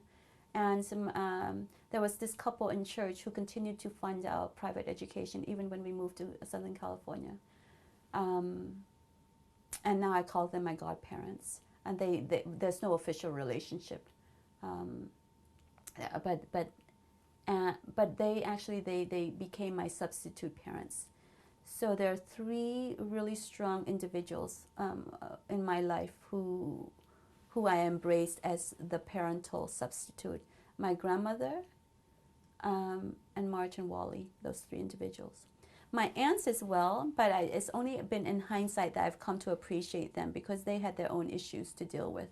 I didn't appreciate my relatives growing up. What was the full name of your grandmother again, and the full name of Wally and Margie? Hao Yi is my mom's mom, and she has passed away, and she passed away in old age here in California, in peace, with the knowledge that her children are safe, and her grandchildren are not only safe but educated. This is a woman who can't even sign her own name. She, on every paper, is an X that she signs. But it's a woman who got all her sons educated in Paris, in Toulouse, and in the United States. Gave education to her daughters. Raised her grandchildren so that at least all of them have a university degree in the United States or overseas. And many of them have a secondary degree. And then saw the births of many great-grandchildren. So this is how she passed away. But it's interesting, I remember our conversation once. I wish when she was in the hospital, when she passed away, I wish I had spent more time with her. I didn't understand that aspect of presence. And there is a regret there, actually. There is a regret there that I didn't give her my presence. When she passed away in peace.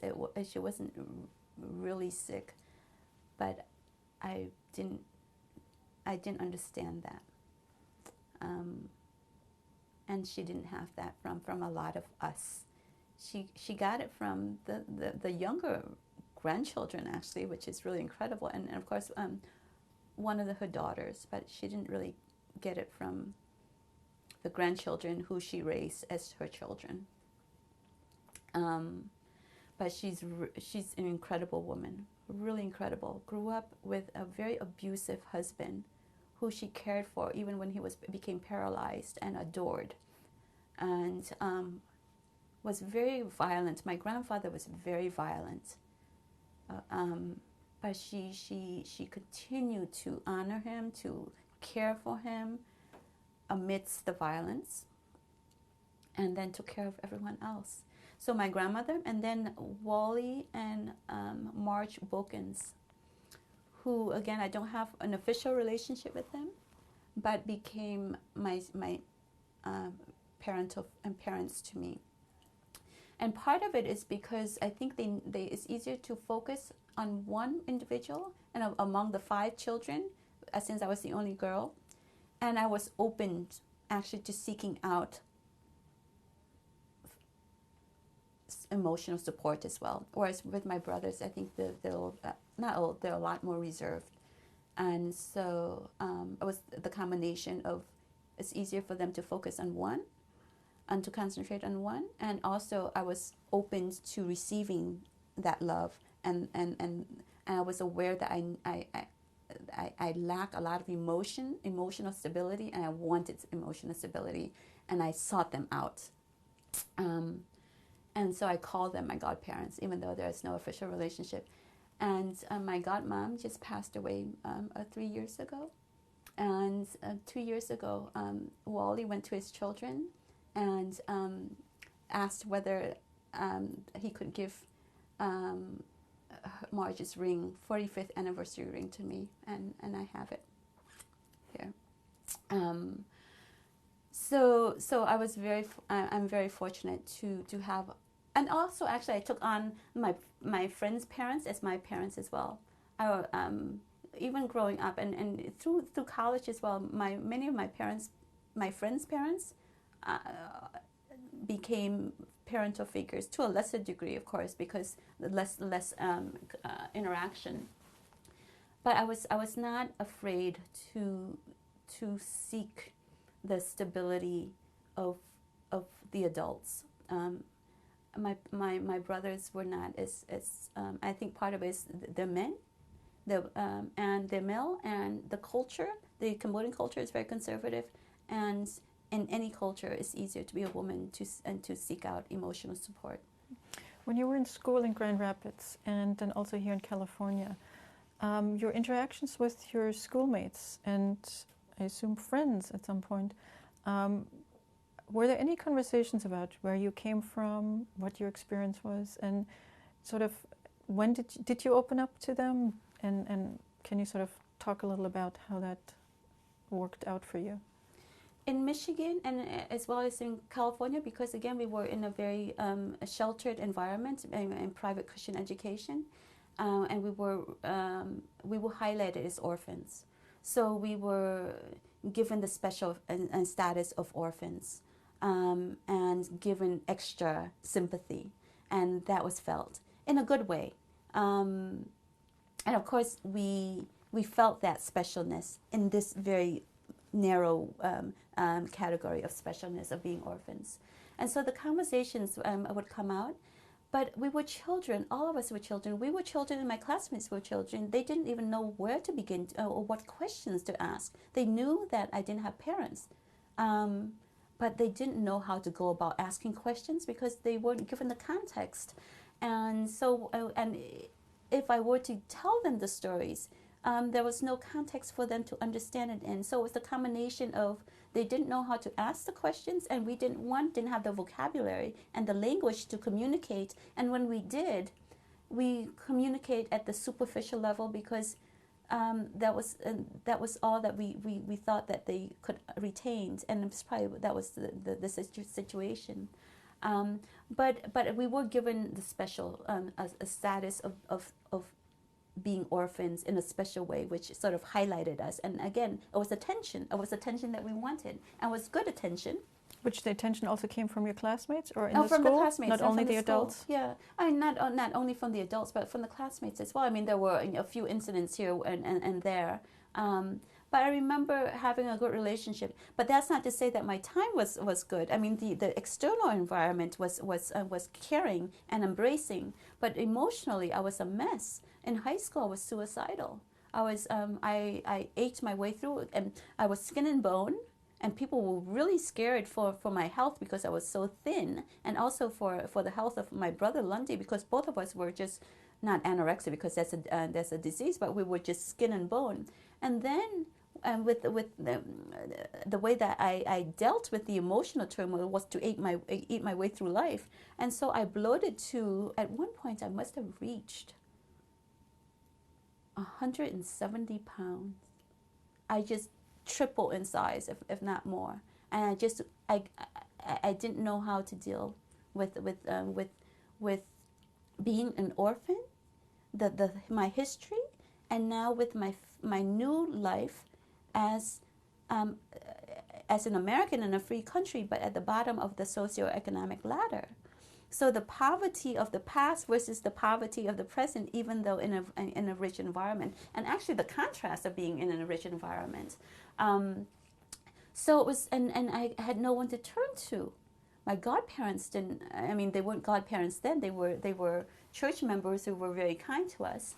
I couldn't turn to my brothers. They were going through their own emotional turmoil. I couldn't turn to my adult relatives. They were going through their own emotional turmoil. Plus, they had to think about survival and living. You know, they had schooling at night. They were looking for a menial job to pay for to survive.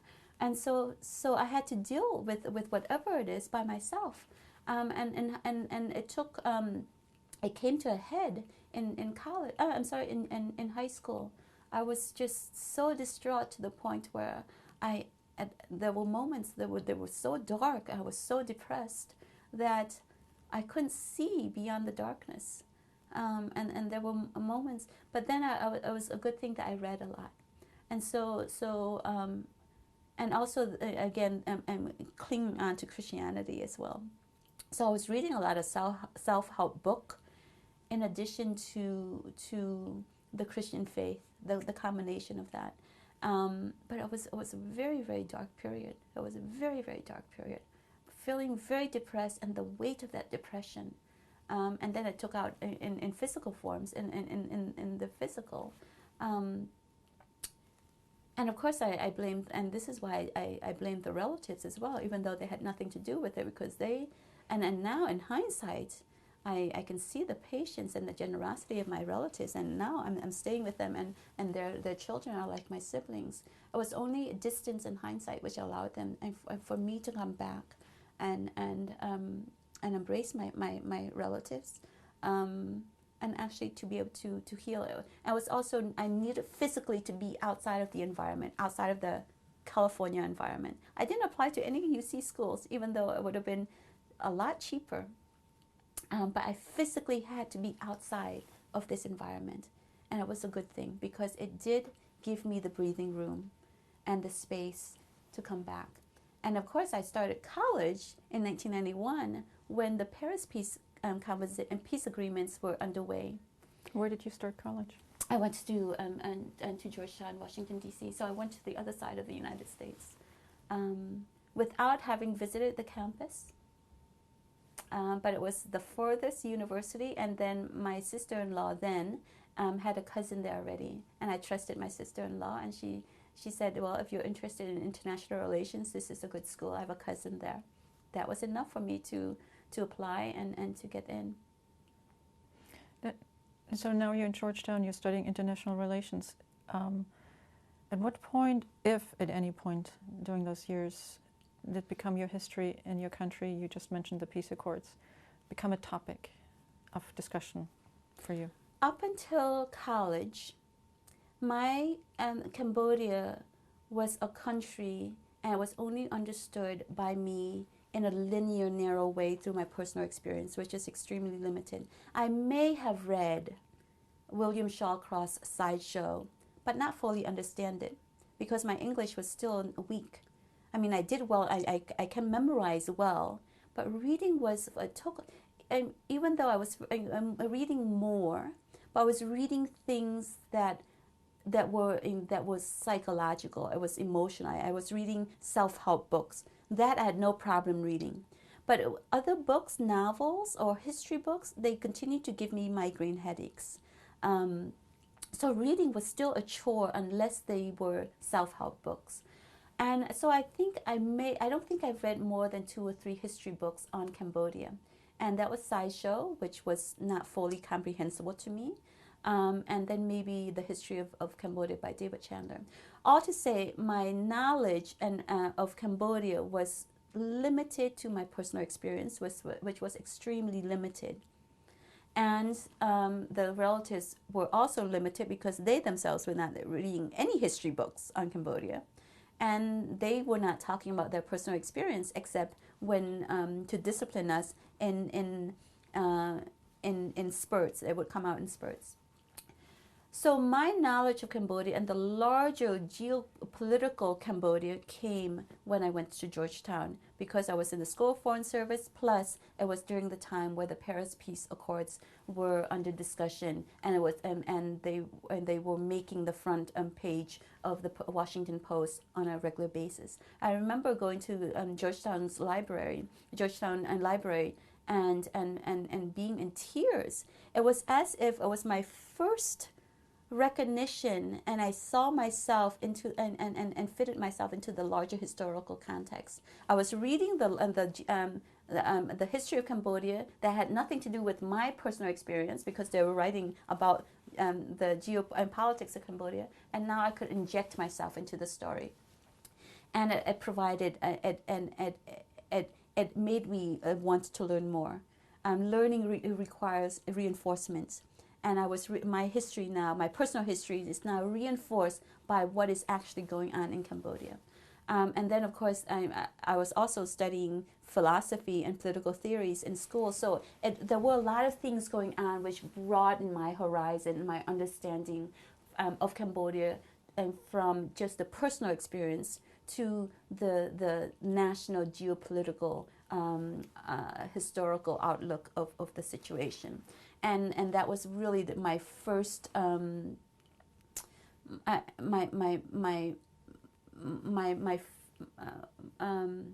my first understanding of Cambodia, and which has continued to this day, that the pursuit of trying to understand. Before I was trying to understand the emotional state, which was the tumult from within, and then college allowed me and gave me the opportunities to understand the historical, the political scene.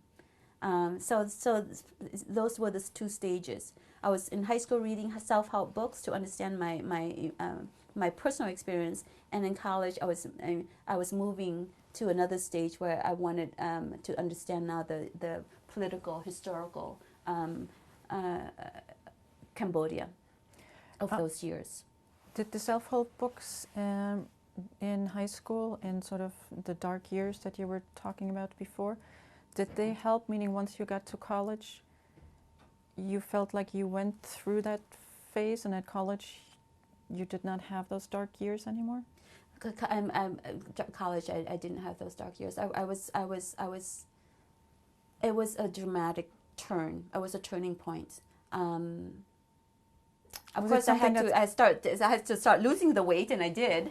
And I wasn't, I remember when I didn't have to go on diets. I don't think about going on diets, but I remember when the constant back and forth of overeating because you're not eating because I wasn't eating because I was hungry. I was eating to escape my problems, and then realizing that I need to be on a diet. So I was constantly eating and being on a diet, and that vicious cycle. But in college, and the weight came off naturally because I was no longer, and it took a while. But I was no longer in that emotional crisis.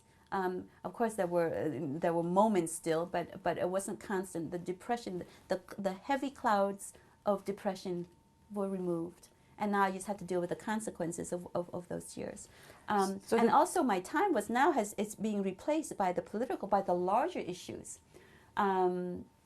And I did have the space inside myself to look outside of myself now. Before it was all self-pity, a lot of self-pity, a lot of anger and hatred still. It was a lot of heavy emotions. And those are selfish emotions. They're destructive, selfish emotions. And so I didn't have the energy to look or to understand. That's why I couldn't understand reading history books. I couldn't comprehend because I didn't have any space inside me to comprehend anything outside of my own needs because I had so much emotional needs.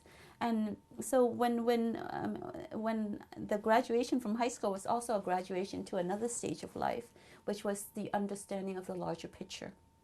And college, the distance allowed for that. The education, the formal education allowed for that. Being exposed to other individuals allowed for that. And now that I had and space, it was opening up for me to absorb other things.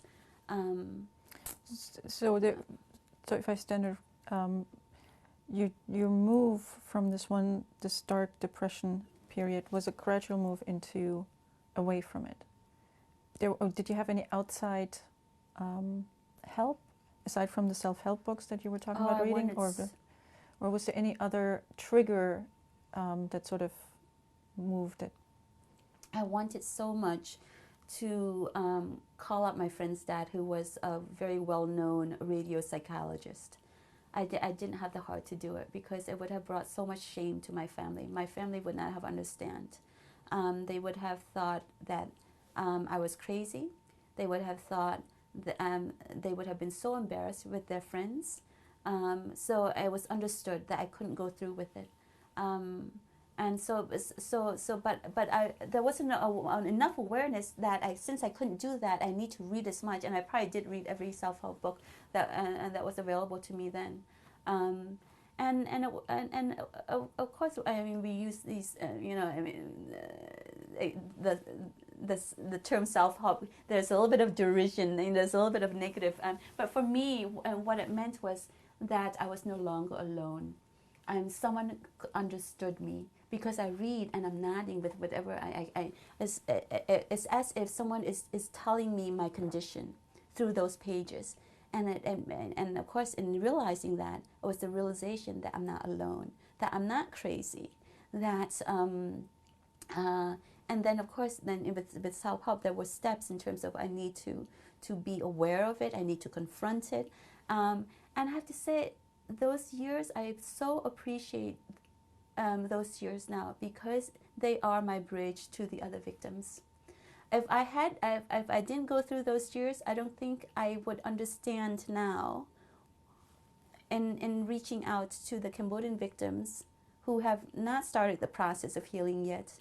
I wouldn't have the patience, I wouldn't have the context, I wouldn't understand because first of all, the genocide happened 35 years. It happened 35 years ago, and I've adapted a lot of other characteristics and culture. I am a product of two very different cultures, and I'm very comfortable in both. But I'm only comfortable in the Cambodian culture now because I have those dark years to remind me of that past. And now it's really a blessing that I have those years because they are my bridge in my work to the other Cambodians. And so this is why when Cambodians, and they look at me now, they think, oh, you're Cambodian, how can you understand?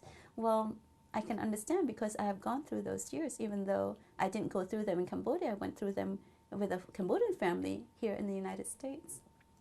So they have been actually a very important period of my life in the present day. We're going to take a short break. Okay, recording. We're continuing the interview with Terry Seng. Today is July 13th, 2011. Terry, you were just telling us about your experience at Georgetown and your interest in acquiring more and more knowledge about your country. Why don't you describe for us a few years at Georgetown and where you went next after Georgetown? Georgetown opened the world to me. It opened the world of Cambodia, but it also opened the larger world to me because of the diverse student body, And because of the topics which were being taught in class, international relations, my degree, and also because I was there during the Paris Peace Accords, the discussions were underway, and I was making the front page of the Washington Post, and it allowed myself it allowed for me to understand my personal history in the larger context. What drove you to take international relations? Again, I think that the desire to understand, and it was also the road to law, the desire to understand. It was the main theme of my life. The desire to understand the turmoil within me, and then to understand the larger turmoil. And so I first had to tackle the turmoil from within, because it was the most urgent. And I didn't have any other tools. I had to address those issues. But then Georgetown allowed me to understand the larger global perspective of the situation.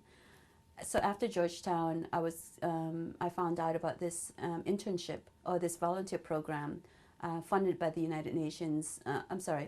This volunteer program funded by U.S. government, USAID, taking Cambodian Americans back into the country. Again, it was coinciding with the events of the Paris Peace Agreements, knowing that there will be the United Nations in Cambodia, and the country would be opening up soon, or it is already opening up.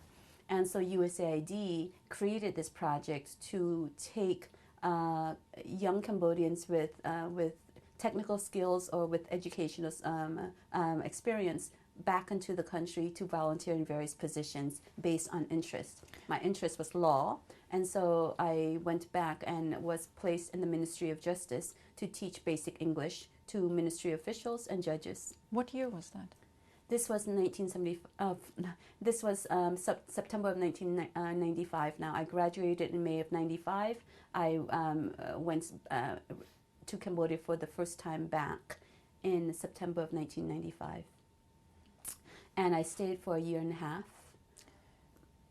What was that like to go back? Before you went, what was going through your mind, your thinking? Did you have conversations with your brothers about going back? My relatives thought I was crazy. They thought that I was walking into danger, and they thought that I was throwing away my educational years, my educational opportunities. And of course, they did have a right to have a say on my life, because they invested a lot in my education, my upbringing as well. So they didn't understand. They didn't understand why I wanted to go back. We didn't have any relatives who had gone back. So why? And plus, no, actually, that's not true. We had my grandmother and two of my brothers had returned in 1992. But it was only to visit, and they didn't like it. My grandmother vowed to never return, and she didn't return. But she needed to go back. So they already saw that and came back, and there was nothing there. And then for me to go a year as a girl by myself, even through this organization, and of course they don't understand these institutions and organizations and what they do. But I mean, I've always been strong-headed, and it wasn't a deterrence, but it created a guilt in me. And so when I didn't have conversations with my brothers, not really. I heard of their experience in '92 when they went, but it was a lot of the country's a mess. And it was a lot of negative feelings about Cambodia, or negative description of Cambodia. But I'm so glad I went back, and I'm so glad it was through this organization. It was really a thoughtful way of bringing back Cambodians like myself. I was traveling with other Cambodian Americans through an institution, an organization that was well provided, had a presence, and it was through the government, U.S. government. So I had all those, I had a very protective context to go through. Were the other Cambodian Americans also survivors of the Yes, many Khmer of them Rouge were. regime? Many of them were. There was one Mormon white guy who understand and spoke and wrote Cambodian. So he was the exception in my group. And of course, I was the second. Oh, I was already the third round of Cambodian Americans returning. I was not the first group to have gone back. But I went and traveling with a few other. We didn't all meet up, and we didn't know each other. But I got to know a few on the plane. But when we arrived and landed in September of 1995 onto the tarmac of Phnom Penh Airport, I just remember a lot of hands just lurching at me and grabbing me, and just a sea of little children in dire poverty. And I just broke down. It was, and I just fell on the ground and just started crying. And the people around me, in particular the volunteers, thought I wasn't going to make it. And they told the organizer, they said, we need to get her back to the United States. I was a complete mess.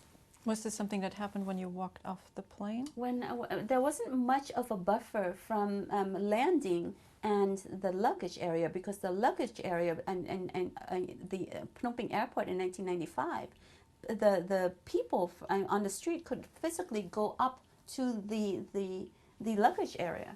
So by the time we got the luggage, the crowd of children begging were already surrounding us, and we were caught in the sea, in the crowd of beggars, of children, and of course, instantly I saw my face in their faces, and it was just too much. All the pent up emotions of the years away from Cambodia, all of a sudden just came out. The dam was bursted, and I was just. I couldn't hold my emotions in. I just started crying. For the next week, I was a complete mess. And the other volunteers were vocally concerned, and they expressed it to the organizer. But of course, I persisted. I said, I'm not going back. But it was a good thing that I released it then, because the other volunteers who did hold it in, it seeped out in different ways. I think they were a little. It was difficult for everyone. And for many of them, it was their first time back in Cambodia and to this environment. And Cambodia of 1995 was the same Cambodia of 1979, the same Cambodia I left. It seemed to me, in terms of poverty, there was just a wrinkle in time. From 1979 and 79 to 1995, when I first returned again, the roads were dilapidated. And again, Cambodia in 1995, UNTAC had only had a 3-year presence. It was still, it's not the Cambodia of 2011. The roads were broken, no reconstruction. We had no bottled water. There were no flushing toilets. The restaurants, there were no cafes or restaurants. And there were still military checkpoints. I remember maybe a few months into staying there, going out with the other volunteers around 5-6 o'clock before darkness fell, for fruit shakes on the circle of the Independence Monument, and all of a sudden having this woman running toward us, screaming and asking for help, and having 2 men following her and waving a gun and threatening her. And of course, I mean, all of us automatically, another volunteer and myself automatically put our arms and shielded her, and used our body to shield her, because that was when that's what we have been brought up in America to do that, and we had been living in a free society, and all of a sudden we were encountering this, and it was just an automatic reaction that we needed to protect her, and that somehow that we and I guess I would have done it again, but it was there was and there was real danger. There was a real gun. It wasn't a fake gun. It wasn't the gun that we saw in movies. And maybe there was a little bit of naivete, but also I think it was just having been used to freedom and not having encountered that, and it was a natural reaction as well. But it took me a week of crying, of releasing as much angst and as much of the emotions before I could embrace the work. And I'm glad that I did that at the beginning, because the other volunteers who did not had a more difficult time, because everyone needed that release, and it needed to be done in as much as possible all at once. For the others, they didn't do that. So I think, well, I mean, I don't have the objective perspective on this, but it allowed me to then and tackle and embrace the work and embrace the my history again. But it was really a time to really want to learn about my history. I was doing everything physically, superficially to say I'm Cambodian. I was dressed more traditional than the local Cambodian woman. I knew I had the energy, and I knew I had I wanted to learn, and I knew that for example, I was scrubbing the bathroom of the Ministry of Justice because it wasn't usable. My first day, I found out that I had to wait to go home to use the bathroom because there was no usable bathroom there. I was given the key to use the Minister of Justice bathroom, and I did that the first time. But then I thought, well, what do the other people do when they have to go and use the bathroom? They say, well, they just wait till home, or they just go on the grounds. And I said, no other bathroom. And they said, no. And I said, well, show me where's the other bathroom? And it was just filthy. And so the next day I used my stipend and went and during the lunch hours I just went and scrubbed. And I did it intentionally, actually, in my silk Cambodian clothing. I didn't change because and not that I wanted to show, but I did it. And it was just, and I think I also gained, actually, it opened the door for me to communicate with my students, because they, but it was a period where I wanted to learn. I did everything superficial, in identifying myself again, or in showing to the others, to say that I'm Cambodian. To the others that were Cambodians around me, to the volunteers, but also to the community. I wanted to say, I didn't have the language, so I didn't have that to say I'm Cambodian. Of course, language is identifiably, it's a way to identify one as one's nationality. So I didn't have the language, and then of course I was very Americanized in the way that I express, with my hands, with my face, with very expressive. And so I had to rely on other means, and I wanted to do as well. Actually, it was a way to embrace the culture and the history again, and of course it was still a society to this day which emphasizes the surface. And when you said you didn't have the language, so you didn't feel comfortable speaking the Khmer that you had learned. I lost a lot. I lost 90% of it because the Cambodian that I learned in my childhood, I never really practiced, and I never developed the vocabulary. During the Khmer, so from birth to the age of 4, it was limited vocabulary, and then the Khmer Rouge years came, and there was no communication except for limited vocabulary again, which I practiced and during the prison years, and then a year and a half. Then a few months of schooling in Phnom Penh before we escaped to the Thai refugee camps, and we were learning Vietnamese then as well. And then the Thai refugee camps, we were learning a little bit of Khmer language, but also English. And then we were in America, and we were no longer speaking Khmer except for a few honorifics and household terms. We never completed a thought in the Khmer language. So the language was completely forgotten, except for a few honorific terms, which were not usable to communicate again back in Cambodia. So I had to relearn. So I had to do everything which society would understand that I'm Cambodian. And that was through my way of dressing, that was through all the different gestures. And of course, I exaggerated that because part of it, I wanted to do so, and also to really desire acceptance by the local community as well. When did you begin hearing about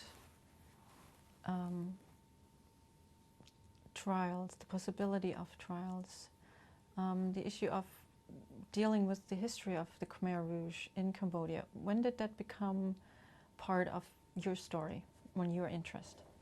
It didn't happen until law school years, so that 1998, 99. Well, there were already there were already conversations in the agreement, and the politics of it were already surfacing in 1997. But it was overshadowed by the coup. It was overshadowed by the Easter grenade attack, and it was overshadowed by my very active involvement with the labor movement. And so the justice issues, the historical accountability issues, were not primary in my thinking or in my understanding of the situation. My time and my energy were filled up with more urgent concerns, and those again were the labor movement, which I was very involved in, and it was taking roots in those years in '97, and the coup and the Easter grenade attack, which again I was also involved in, because I was all the signs in English were done by me, because during those years I got to be involved with the labor movement and the garment workers, because in 1995 when I first returned in Cambodia, when I returned, there was nothing to do. So I did and taught at the Ministry of Justice, and then there was nothing to do because we couldn't go out at night. It was really dangerous. Once in a while, we would go out in a group, and we had encounters that said this is not a good idea.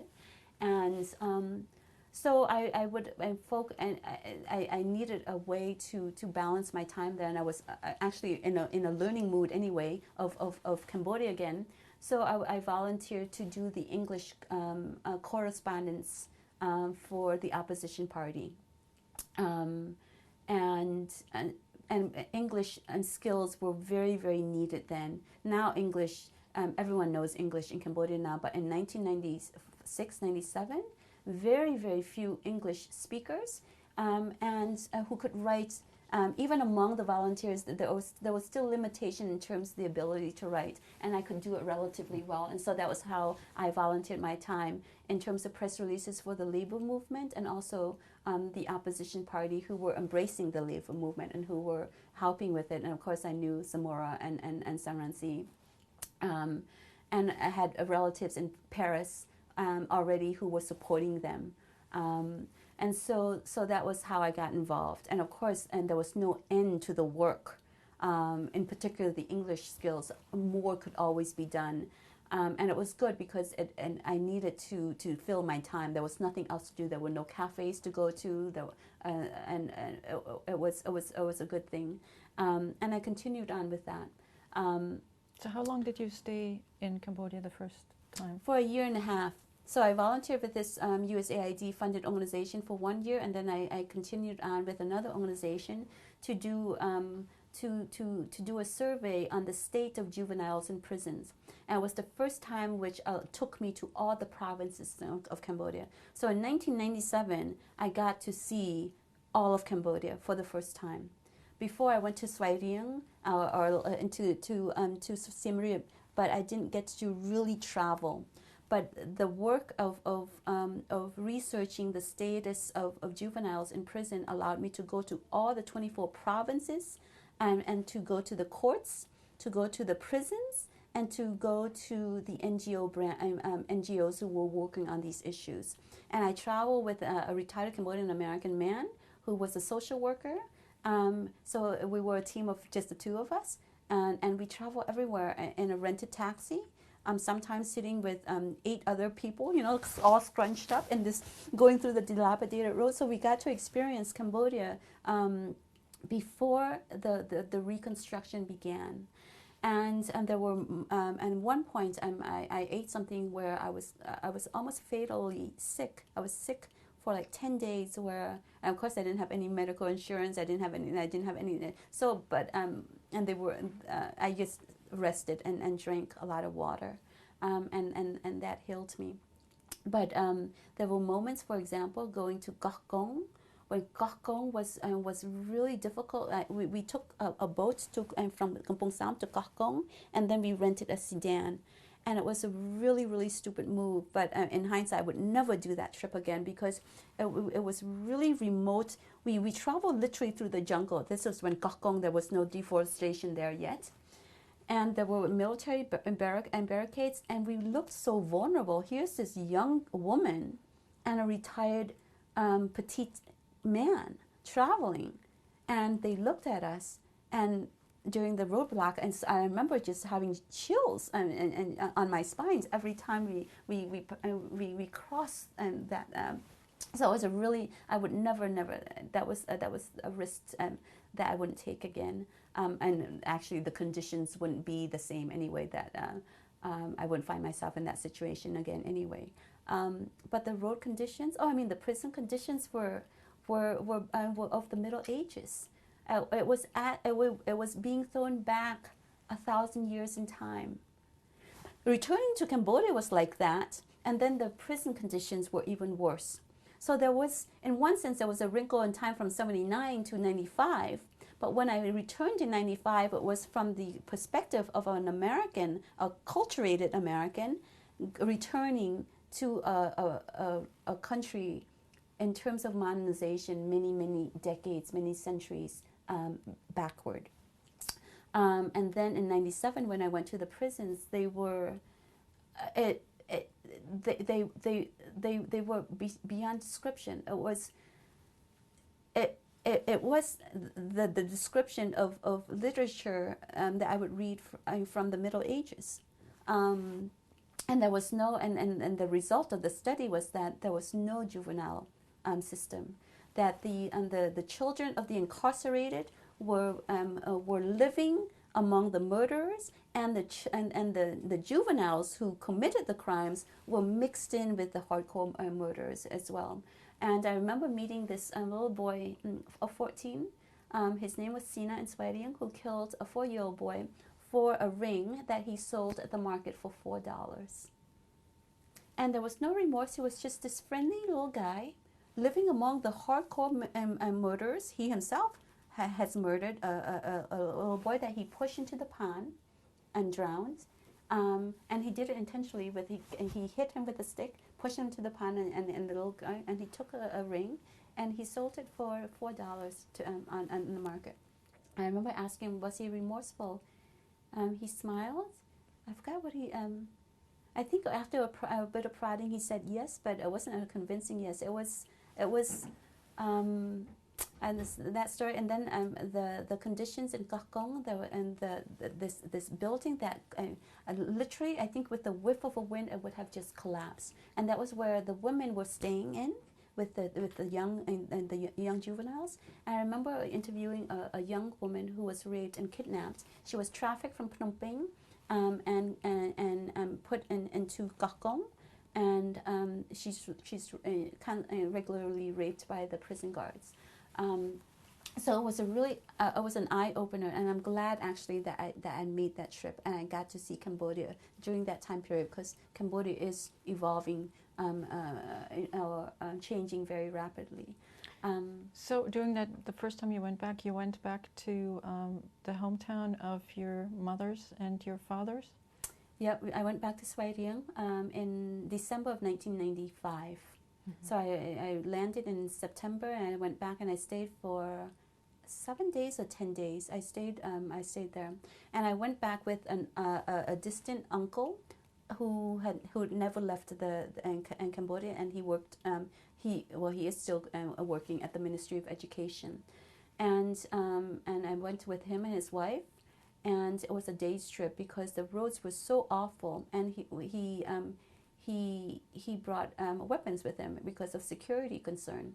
So he was concerned for security generally for him and everyone else and myself, and then he was concerned about my physical security because I stand out in that environment. And plus, and he probably understand the dynamics better than, and he's also from the Swaitian province, from that region. So he also understands the dynamics of the community there. So he brought guns with him, and so I did stay the whole time. And again, embracing that life, again, dressing as much in my sarong, going through the villages, meeting and greeting everyone. And I came back with a head full of lice. And thinking, and thinking, I remember thinking the food was really delicious at one point, the foods and the Cambodian cuisine, but not the way that was, of course, prepared. And going back, it's so elementary. The basic needs are still missing there, and my relatives, of course, are still very, very poor in Swaiti, and their life hasn't changed from '79. They continue to live in the same house since 1975, since 1979 to 1995 when I saw them again.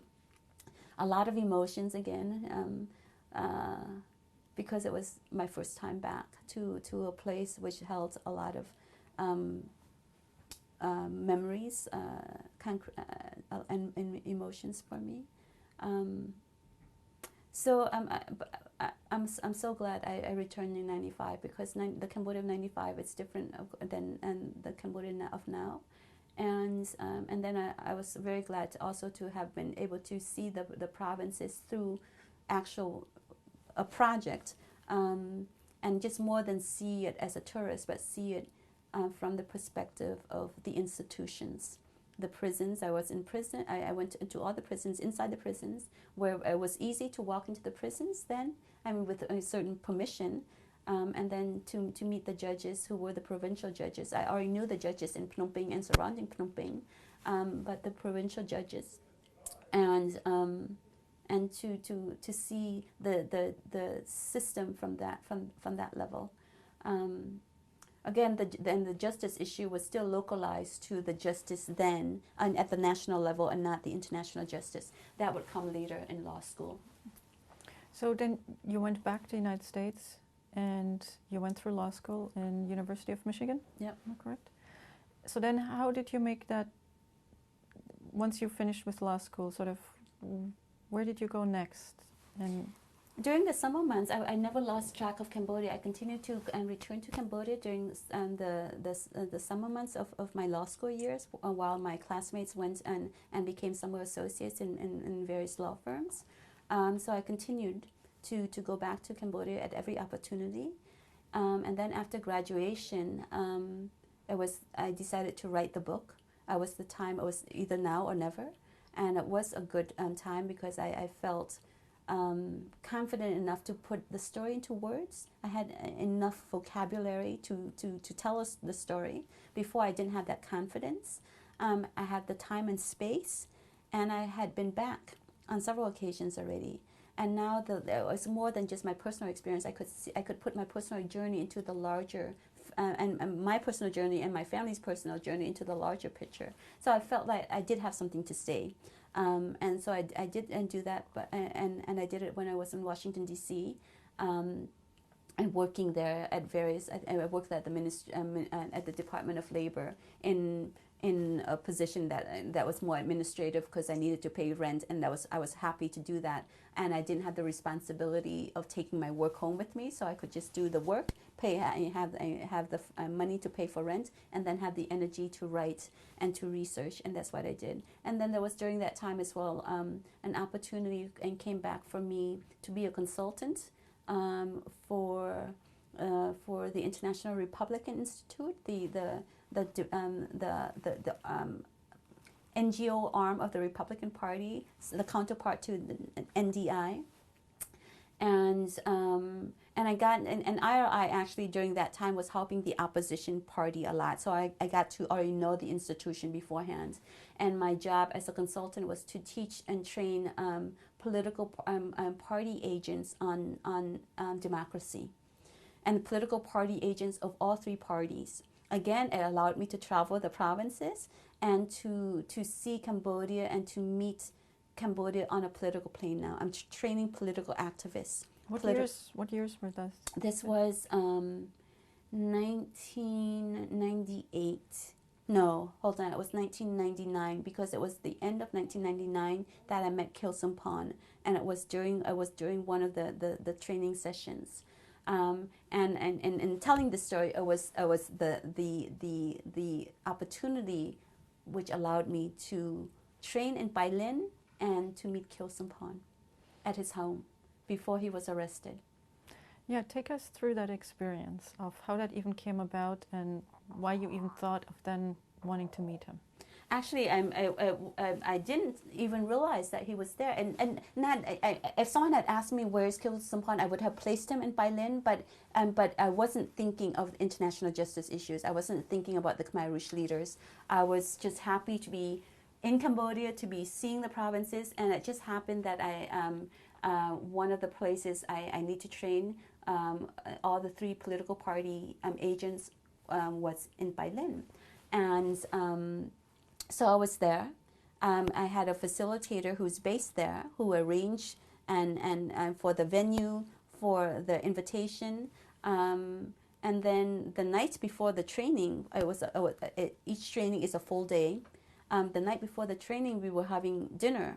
My driver had someone traveling with me. And this facilitator, we were having dinner against with the backdrop of really loud karaoke music on stage.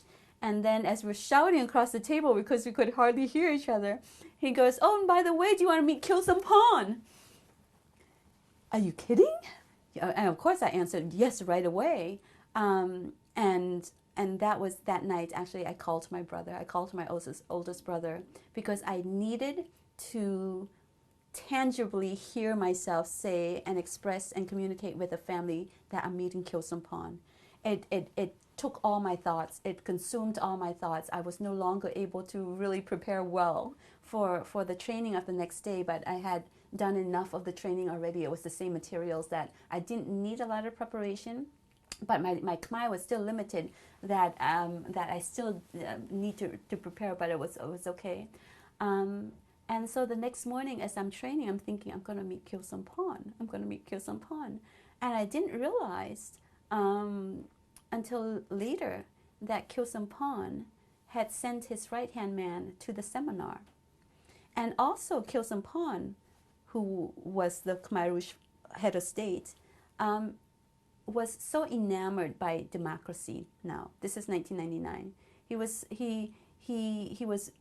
and so it must have been communicated to him by the facilitator and then by his right-hand man that here's this Cambodian American who's training on democracy. So one, he was bored, so he was looking for any connection to the outside world, and so here's this Cambodian American, and then the topic was democracy, which also interested him. So it was an easy setup. I mean, there were no obstacles. He wanted to meet me, but me as a Cambodian American, not me as Thierry Seng. And because he just wanted contact with the outside world, and also he was interested in democracy. And so immediately I ended the seminar a couple of hours short in order to make this meeting.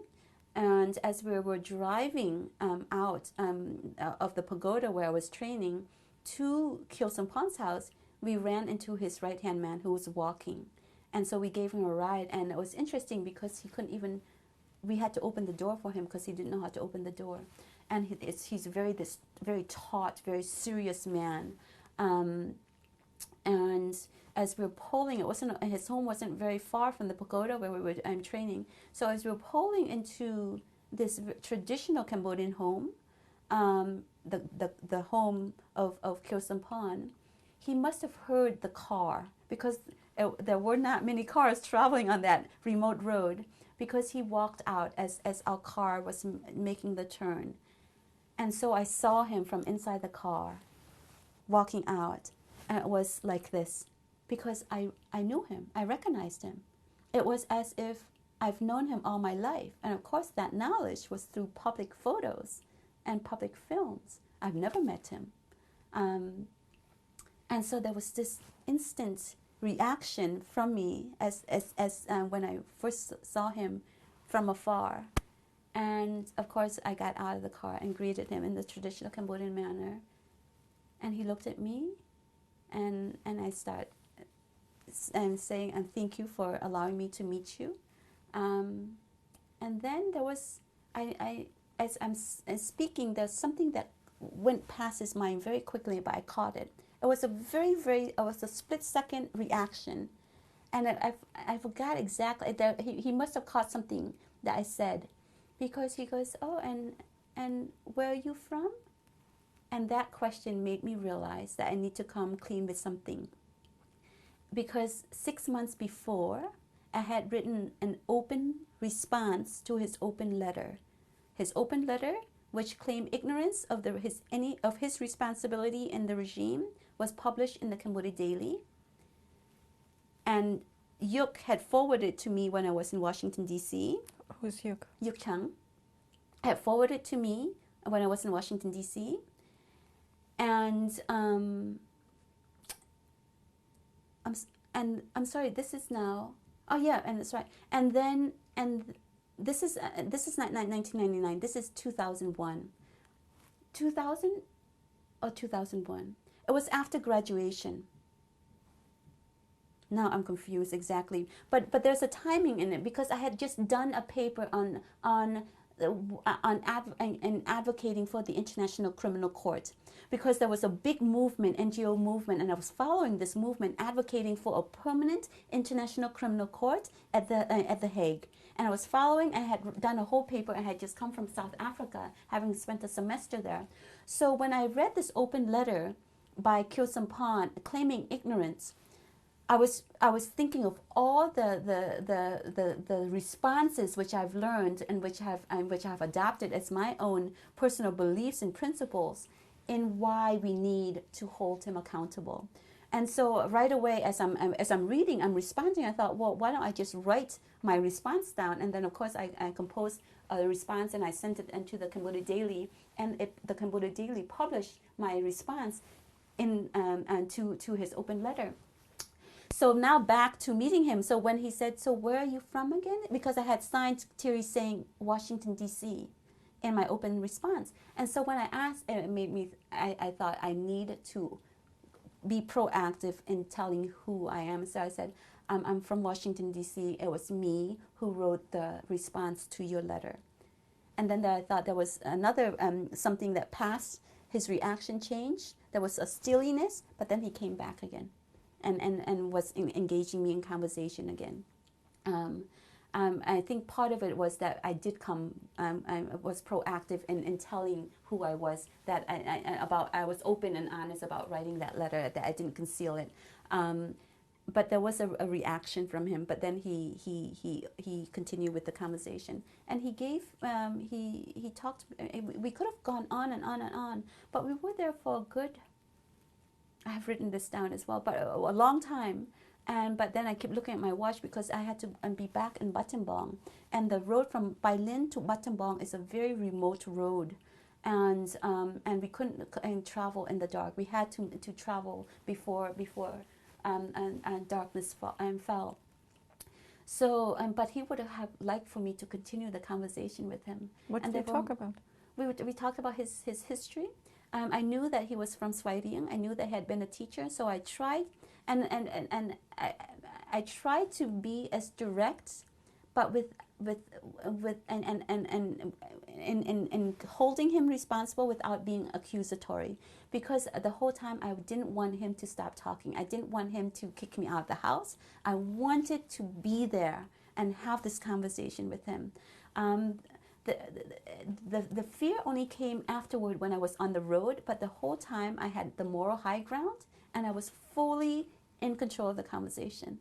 A part of it because I knew I was already an adult, and I wanted to show him through my physical presence that I was not afraid of him and that I was in control of the conversation, that I'm no longer this child of the Khmer Rouge regime. And there were moments where he couldn't look me in the eye. And he had to turn away and look out into the road. We talked about his time in Paris. there was a moment where he wanted to lighten the conversation because it was heavy, and where he was telling me jokes about being in his Paris days, or his days in France. It wasn't in Paris, he was in Montpellier. But it was a surreal conversation, and of course I wrote it down away. I wanted to remember that scene and the conversations, and I did record it. But I remember he wanted to continue the conversations toward the end. But I also remember the flashes of reactions as well when I told him that I was the one who wrote the open response, and I remember his trying to figure me out. So where am I coming from? And I also got the sense that he was bored, that he gave me the opportunity to have this conversation because he wanted to be connected to the outside world. Because Bai Lin is this hamlet, and I'm straddling the boundary of Cambodia and Thailand in the jungle,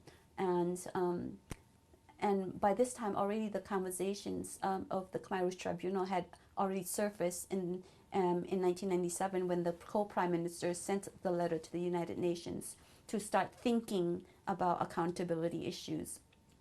But again, for me, my understanding of that was still very limited. I was more consumed by my immediate environment and the more urgent concerns of human rights concerns, rather than the larger issues of historical accountability. So how did then the larger issue of accountability and sort of the issue of reconciliation and justice and your involvement in pursuing these trials, how did that happen?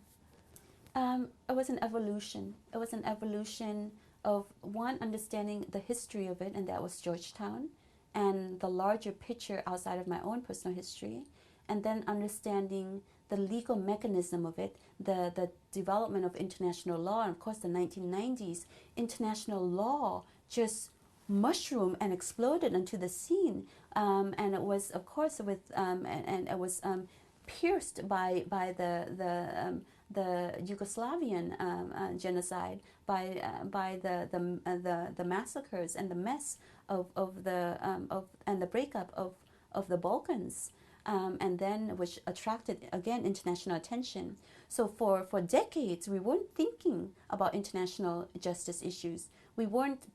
International law was really at a standstill with regards to mass crimes, in response to mass crimes. Yugoslavia and the Balkans once again pricked the conscience of the international community, and part of it was because it happened in the West, and since then international law and international justice issues have just bludgeoned in the global consciousness. So it was an evolution of having to deal with the emotions first, the personal emotions, and then the understanding the history and the politics of it, and then law school opens my world to the legal institutions, the legal principles, and as I'm learning and the theories, I always bring it back to the Cambodia genocide and my personal experience in it, and trying to make sense of that. So it was an evolution. Then how did this evolution then became practical, in a sense of you finished Georgetown, and then at some point you now live in Cambodia. You made a decision to live in Cambodia permanently. For how did this all unravel? It unraveled by, one, physically being in Cambodia, and that was the move in January of 2004. And what brought me back to Cambodia was an American law firm. I knew it could have been any other employment. It was just, I didn't want to return to Cambodia without employment. I didn't want to be a drifter. I saw many people drifting, and during that period there were a lot of Cambodians returning from the diaspora to Cambodia and indefinitely staying there. And drifting, I knew that there was a very concrete reaction that I didn't want to be a drifter. So I was looking for employment, and of course I finished my law degree, and I had been back already, and there was an American law firm there who brought me back. And I did that for a year and a half while my publisher, my agent was looking for a publisher. And then my book found a publisher, and then there was an opening for me to be in human rights with a prominent organization, the Center for Social Development. So I pushed aside. Oh, no, I pushed aside. I no longer was thinking about starting my own law firm. I had already actually started the paperwork to establish my own law firm with a local partner, a very prominent local lawyer, who is now the president of the Cambodian Bar Association, Chief Song Ha. So we already found the space. We were about to sign the contract, and then, but I was doing it not because I wanted to, but I had to do something. I couldn't just be in Cambodia and not do something. And I had been with a law firm, and that didn't work out, and I was consulting as a lawyer, and then I was also writing, so I needed the time to finalize the manuscript of my book.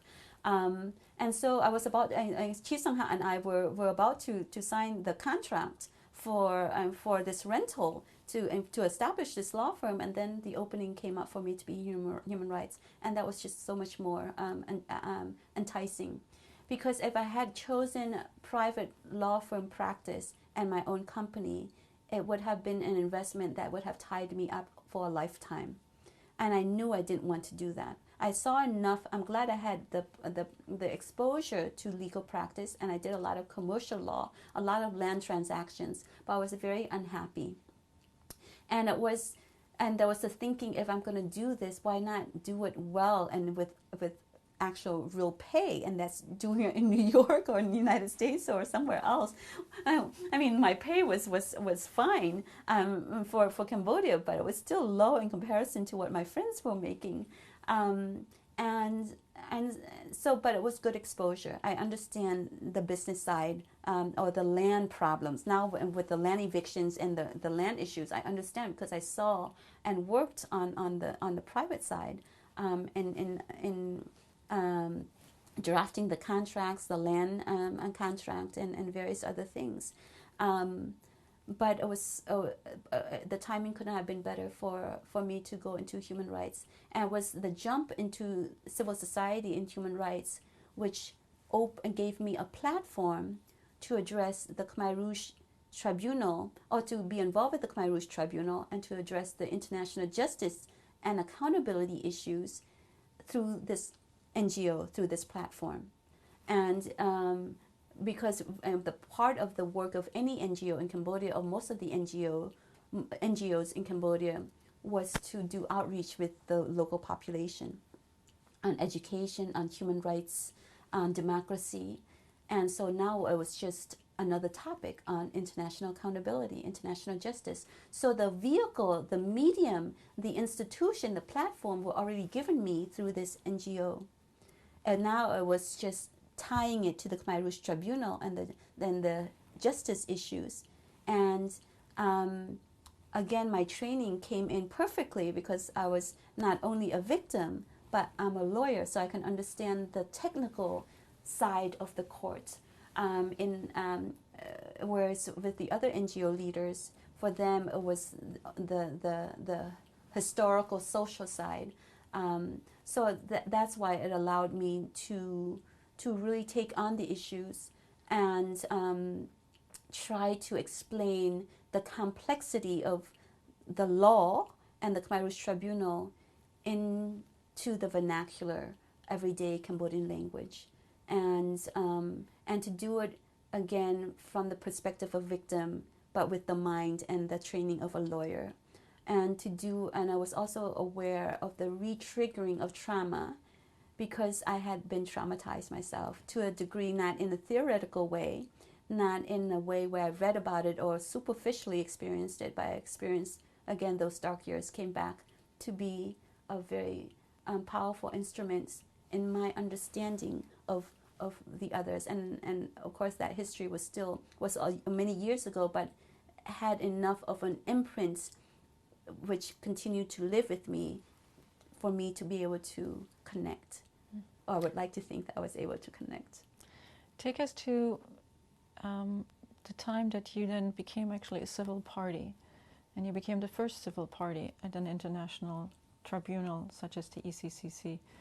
And the first days at court, when you actually were on the witness stand, if you can sort of tell us about that. The Khmer Rouge Tribunal, or formerly the Extraordinary Chambers, or the ECCC, came into operation in July of 2006. The agreement to establish it came into being in 2003, but it didn't become operational until July of 2006, and then very weak and not too strong. And so by this time, I'm already in civil society and human rights, and going to all these meetings where we were talking, discussing the Khmer Rouge Tribunal. And one of the experimental elements of the Khmer Rouge Tribunal is the involvement of victims as a direct party in the criminal proceeding, unprecedented in international justice, in international law, or internationalized courts. And so it and I was for myself, I was trying to work this out in my mind. How is this possible? It's a civil law system based on the French and civil law system, and I was trained in common law. And in common law, we don't mix a civil case with a criminal case. The Khmer Rouge Tribunal is a criminal court, but now, in allowing the victim to be a party as a civil party, it's mixing the two, and it didn't make sense in my mind. So I had to work this out in my mind first, and trying to understand, and then see whether there are benefits or whether it's workable. But by this time, I had already engaged the victims. So I every day. There would always be meetings, and we would talk about the same issues again and again, and we were always starting at base one, at step one. And finally, when Nguyen Chia was arrested in September 2007, what we had been talking theoretically through after many meetings became very clear. It crystallized in my mind that what is theoretical needs to be concretized. Also, we will continue to speak in this theoretical cloud nine arena where it's not useful. So there was no victims unit, there was no application form, but I knew and was clear of how to go about it. I created my own application. It was a 2-page in English, and it was translated into Khmer. And I physically took my application, which I created, to the Khmer Rouge Tribunal on the outskirts of Phnom Penh, and went to the office of the co-investigating judges, and went and directly walked into the office to the secretary and to the clerk, and said, "I'm filing against Nguyen Chia." The guy was taken aback. He knew what it was, but he didn't expect it. No one was expecting this. It was still theoretical. And there was no victims unit to assist. All the judges were thinking about judge issues. All the lawyers were thinking about lawyer issues. The defense was thinking about the defense. The prosecutors were thinking about the prosecutors. The NGOs continued to talk about this in this theoretical plane. So there are all these disconnects. And so he was very happy, actually. And everyone received the application really well. I did it publicly, so the judge was a little bit, and Judge Marcelo Mong but he was in error to think that I couldn't do it publicly. He goes, "Well, why is she doing it publicly?" Oh, he had said something. I think that he was asked for his response. And of course it was his office, so that's why he was asked for a response. And he goes, he's very happy, but she shouldn't do it publicly. But of course I had every right to do it publicly. It's my information. But that was the only negative, if it could be deemed a negative response. But everyone had been talking so much about it that the air had been pierced and the space had been pierced, because now there's something concrete. And so that's, and then of course it pushed the court to now develop an application form and to move with the victims unit. Now and the issue is in the public consciousness, and they couldn't continue with the inactivity of that. And then, so that was September 2009. September 2007. In February of 2008, a few months later, a few victims and myself were in the courtroom, face to face with Nguyen Chia.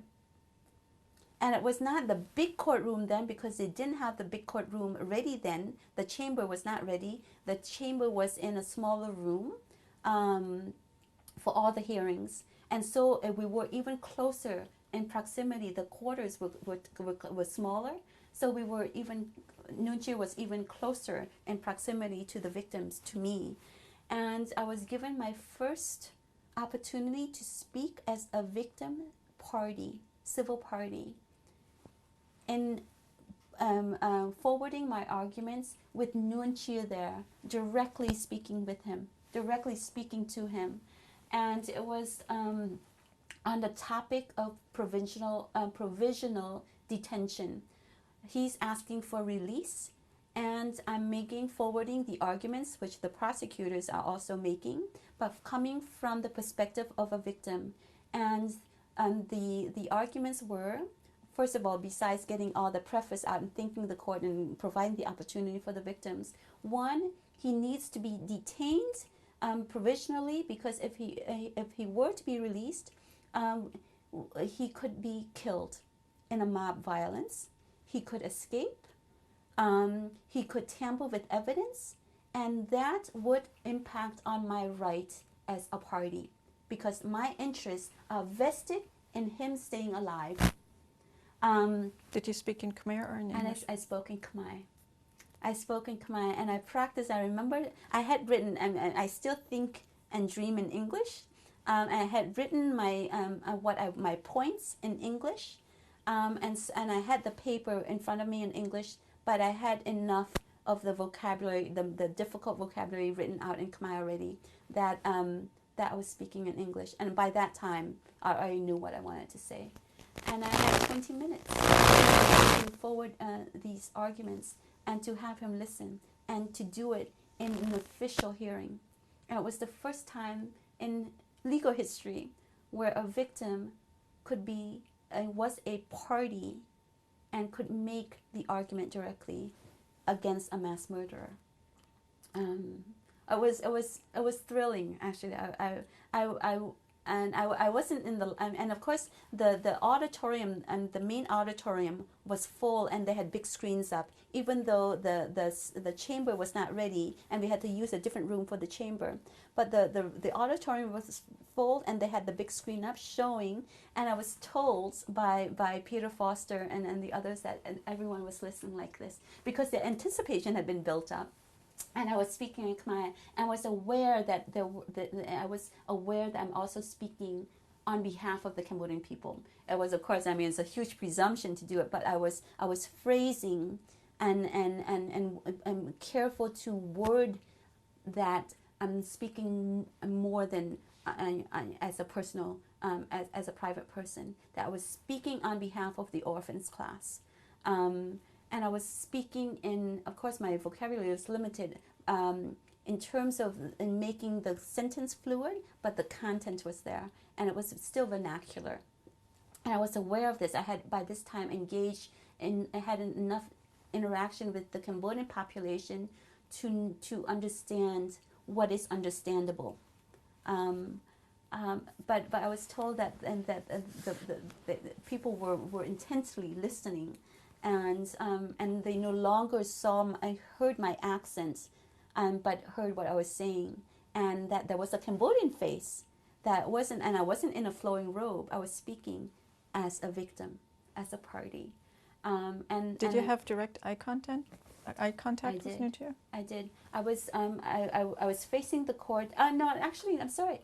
The arguments, of course, were made to the judges, but I was facing Nguyen Chia the whole time. I didn't even look at the judges, except on rare occasions. The 20 minutes, most of the 20 minutes were directly facing. I was directly facing Nguyen Chia, and I was aware of all of this. Actually, I was aware that there had been enough time for me to think through. And I was on the way there. Actually, Mark Ebel was filming. The German filmmaker had already decided to take on this as a film project, and he was riding in the car with me. And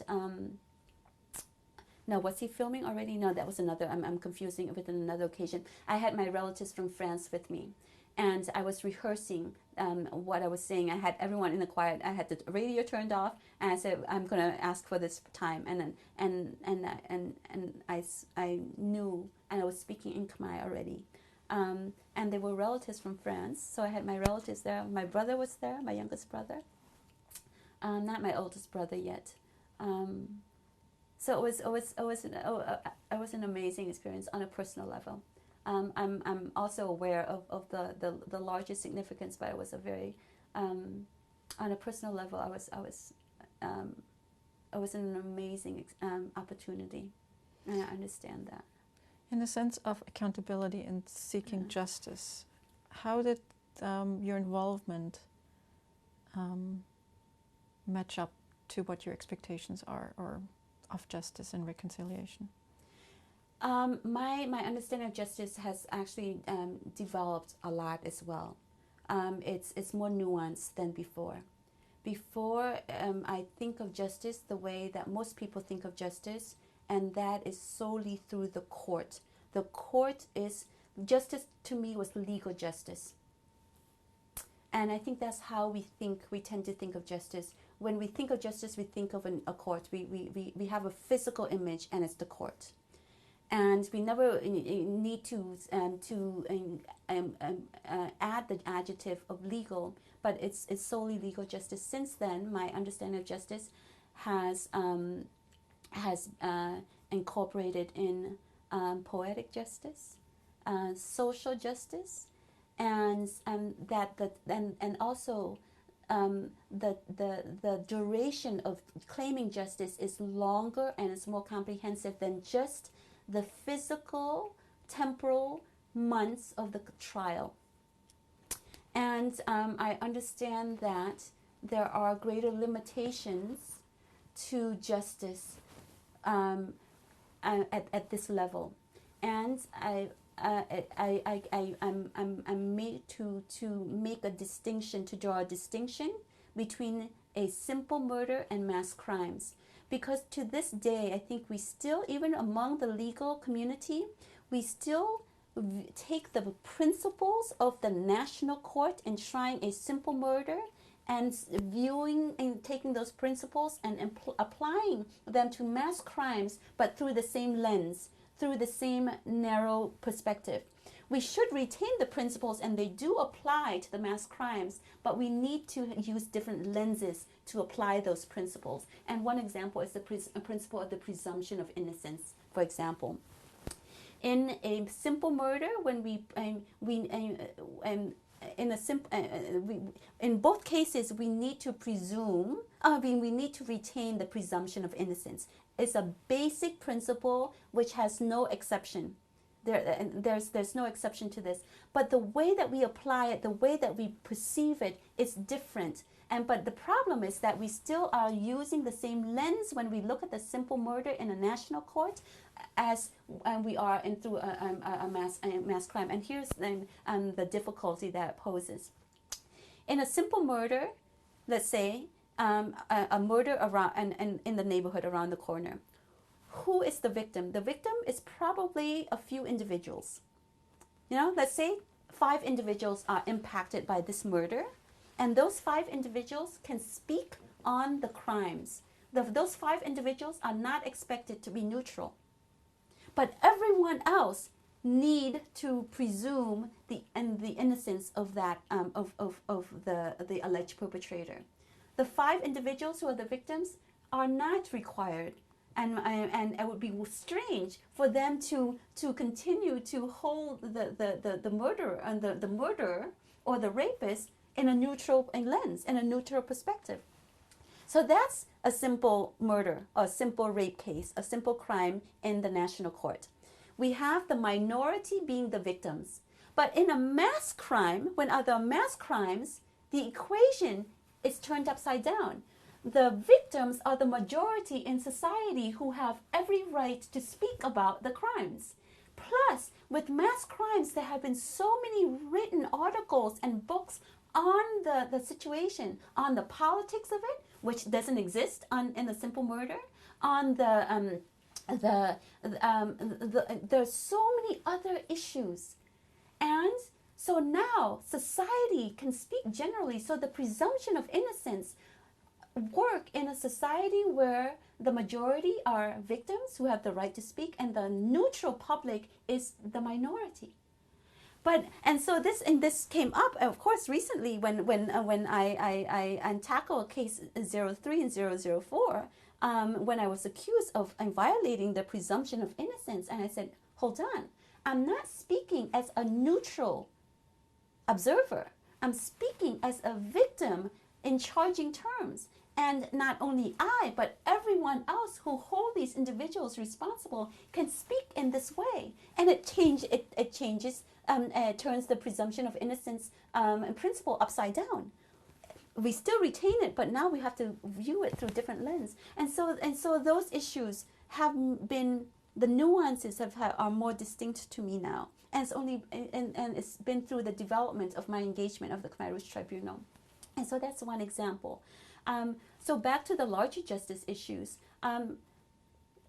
I see justice as fuller, and I don't give much credence to the legal justice or the political justice. I understand the importance of it. I understand the necessity of it. We need a court which can provide legal justice, legal accountability. And in mass crimes, they tend to also be very political, so it provides political accountability. So the court is necessary, but it's not sufficient. And oftentimes, they're deficient. And the Cambodian case is deficient on the corruption issues, on the political interference issue, on the capacity of the judicial officers issue, on the passage of time, the loss of evidence, the fact that we have a regime trying, former Khmer Rouge soldiers and cadres trying the Khmer Rouge regime. And so there are so many limitations and which make the process deficient. But nonetheless, I continue to support it. And that, to me, is also another more nuanced understanding. Whereas before, I tend to look at the justice issue as black and white. We should have it, and we should have it fully with international support or not have it. But through the engagement of victims and having the court inside the Cambodia, I could sift through the benefits and put it on a scale and still continue to say the benefits outweigh all the problems of inefficiencies, deficiencies, insufficiencies, and the limitations of any legal system. And so that is one way how my understanding of justice in more concrete term through the Khmer Rouge Tribunal has evolved. Is there a difference, because you have legal training and you worked as a lawyer, and you have personal experiences as a victim? Have you had a conversation internally or a struggle about what justice would mean to you on a personal level versus looking at with a legal mind and thinking about it in the legal terms? Is there a struggle, or has it merged together and it's one for you, of what you think is necessary for justice? There are different levels, and there's no there are times where the personal and the private intersect with the professional and the larger legal and theoretical thinking of the justice issues. There are many moments of intersection, but it's tricky because for me sometimes there are frustrations with the Khmer Rouge Tribunal where I no longer think privately it has any more use for me personally, but I continue to advocate it publicly because I saw the use for others. I saw the benefits for society yet. What are those moments when you feel like the use is not there anymore, where you're losing that? When the process is so shoddy, that the administration of it, the step to step, not the larger issues, but the actual step to step administration, the mechanisms of it, when that journey is shoddy, and shoddy in the sense that the individuals involved have succumbed and have violated basic principles of what and violating those basic principles, they violate integrity. And when they violate integrity, it casts light on my honor and my remembrance in honoring my parents. That's when it becomes personal. And the frustration becomes also when the conversations are political, and it's offensive when it's political because it loses the human face. It focuses on the figures, on the data. And whereas for me, justice has a face, and it's in the face of my mom, and it's in the face of my dad. It's not a figure of 1.7 million. It's not 30,000 here, 20,000 there. Those are, and when it's spoken that way, and there is a disregard for lives, for the degree of the suffering, then it becomes really offensive, and it becomes then I need to be careful because I'm finding myself a little bit more angry than normal, and I would like to justify that it's righteous anger, but I'm not sure if half of it are. But that's when that's when my blood boils. That's when I take it personally because it's no longer honorable. Somehow it touches on the honor of my suffering and the way that I honor my parents, and of course then I extend it to the larger lives lost. And of course, the most recent issue, which has really boiled my blood and has made me really angry, is case 003. And again, it's not the figure that I want; it's the quality, because the quality and touches on information and providing information, and information allows for truth, and truth is the precondition for justice, and justice is integral to having a genuine peace. So there is a theoretical element in discussing it, but I always bring it back to my parents, and there's and of course, you know, that's the personal side. But I also work on a public realm where it's the strategy, and so this is where I have to be careful that I don't want to strategize or depersonalize. But I do have two roles. And so this is when it becomes tricky, where how much of it do I feel passionately on a private basis in terms of honoring of my parents and the justice that I personally, privately demand, and how much of it is I want to further a certain other larger issue that's all related to the justice issues. But if it was just me thinking for my own, if I was not a civil society leader, I would not have taken it on. There's a little bit of an element of that at times as well. And of course, then it becomes strategy, right? And strategy of doing it publicly, doing it loudly. Maybe I would not have done that if it was just a private matter, if it's only private justice, if I'm only pursuing private justice. So I'm aware of the larger issues involved, and I'm aware of the whatever's to whatever degree of public sphere I work in. And also I'm aware of the ability to articulate certain sentiments that I sense people are wanting to say, but the words aren't there yet, the vocabulary isn't there yet. So there are moments of intersection of the larger issues colliding with the personal pursuit of justice. But it has honed me in on the justice issues, the more I understand it, the more I don't understand, because they're so nuanced. But I've been able to understand at least that there are many nuances, that it's no longer the legal issue. Oh, that justice is no longer legal justice, because this is how the world thinks. Whenever we think of justice, oh, let's have the court. But for me, even without the court is necessary, and it has a boundary of what is a sham. We're not there yet, but we're heading in that direction. But I understand that the court is a catalyst to jumpstart conversations on so many other topics. And of course, the court has the ability to produce documents which are living documents.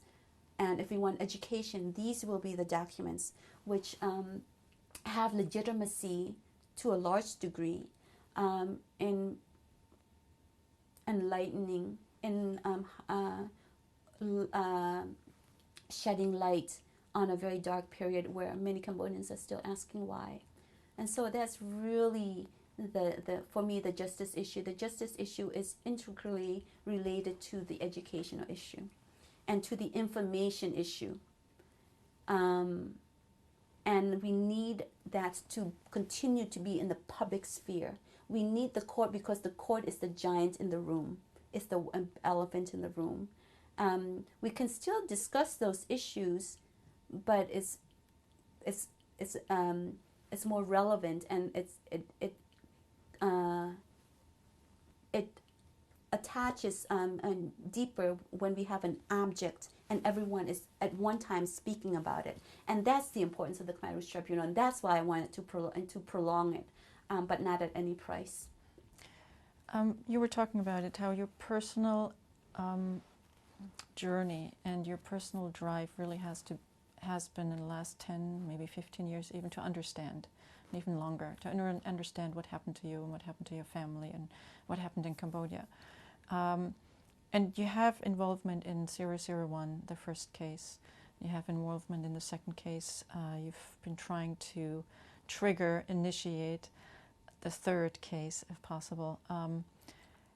Given all the work you've done and the involvement you've had, and also there was a particular moment in, I think, 001, where you gave a book about the trauma of survivors to Dutch. And if you can talk a little about your motivation behind that. And my question really is about also the work you've done. Have you felt from a personal perspective, do you feel like your understanding has increased of what happened and why it happened and why people were capable of doing what they did? Oh, for sure, in terms of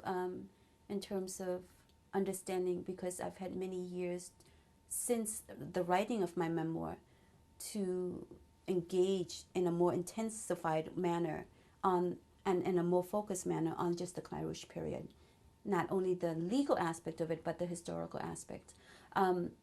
I was not in case 001. I couldn't make the connection that my father. I didn't have strong enough evidence to even apply that my father was killed in Tos Lang. There's a suspicion he may have been killed in Tos Lang, but so in that regard, I didn't even apply to be in 001. I was the first civil party of all the civil parties, even for case 001, but I was not in 01. So when I gave the trauma book, which we created for the victims, it was to Nguyen Chia when I made that the direct argument in February 2008, and I did it intentionally because one, I knew he had time to read, and it was also tied to the arguments, because the argument during that time was that he should be detained provisionally until the trial hearings begin, because the society is so traumatized that we don't know what would happen. That mass mob killings is not out of the question because of the trauma, because of the raw emotions which continue to exist in society. So there was that element in there that was relevant. The book was relevant, but also it was also an opportunity to do it and before the camera, that he is a mass murderer. He needs to see and know that not only lives were lost, so that's the loss, but the survivors themselves are traumatized. And here's the book that talks about that. And you had the time, Nguyen Chia, have the time to read it and to not only hear it in passing, but now to absorb what it means. That these are individuals with a mind, with a soul, with a heart, and they have been wrecked up from the inside, as well as the physical body being decayed. And in the 2 million. So all those elements were somehow there. But here's another topic which has been pierced by the Khmer Rouge Tribunal: trauma. It was such a taboo topic. It was taboo. Not only was it taboo, we didn't have the vocabulary to express it. And now we're talking about our emotional state, as if we've always been talking about it, which is, I mean, it's such an incredible side effect. A side effect, but really for me, one of the core benefits, which are more important than sometimes the really dense legal arguments and that are heard in the courtroom, which are to many are gibberish. What goes on in the courtroom, the parsing of Latin phrases and really arcane legal language, hours and hours and hours at a time. I mean, even for me, who's trained in law, I'm bored and to tears by these parsing of arguments. Imagine the traumatized the Cambodian population who have to sit through this. I'm certain that not much are retained by the nuances of these arguments, which go on for hours. So trauma and the conversations revolving around trauma is a huge benefit, which has been elicited by the Khmer Rouge Tribunal and has nothing to do with law. But of course, and it also took place out in the public sphere. And the giving of that trauma book to Nuon Chea was a reminder, not only to the public. It was done in a very public way with the camera capturing it, but it was a reminder to the senior Khmer Rouge leaders at that moment in time, to Nuon Chea, of the destruction not only of the bodies but of the soul, and the continued destruction and the human rights violations in present day Cambodia in 2011 have roots in the violence of the Khmer Rouge years, and the impunity issues, the corruption issues. Of course, they existed before the Khmer Rouge, but they were embedded to a degree which the world has not seen before. So there were elements of all those issues running through my head in giving him that trauma handbook. What do you like to see happen for you personally? Have you found closure? Are you still looking for closure? There's another thing that I've learned. I thought there was such thing as closure. I don't believe there is anything as closure. Because to have closure means to have perfect justice, and there's no such thing as perfect justice. The Khmer Rouge Tribunal can only offer symbolic, selective, proximate justice. So what the Khmer Rouge Tribunal and my involvement in it on a private level has done, it has advanced me one step further toward the theoretical closure, which is the target. The theoretical perfect justice, which is the target.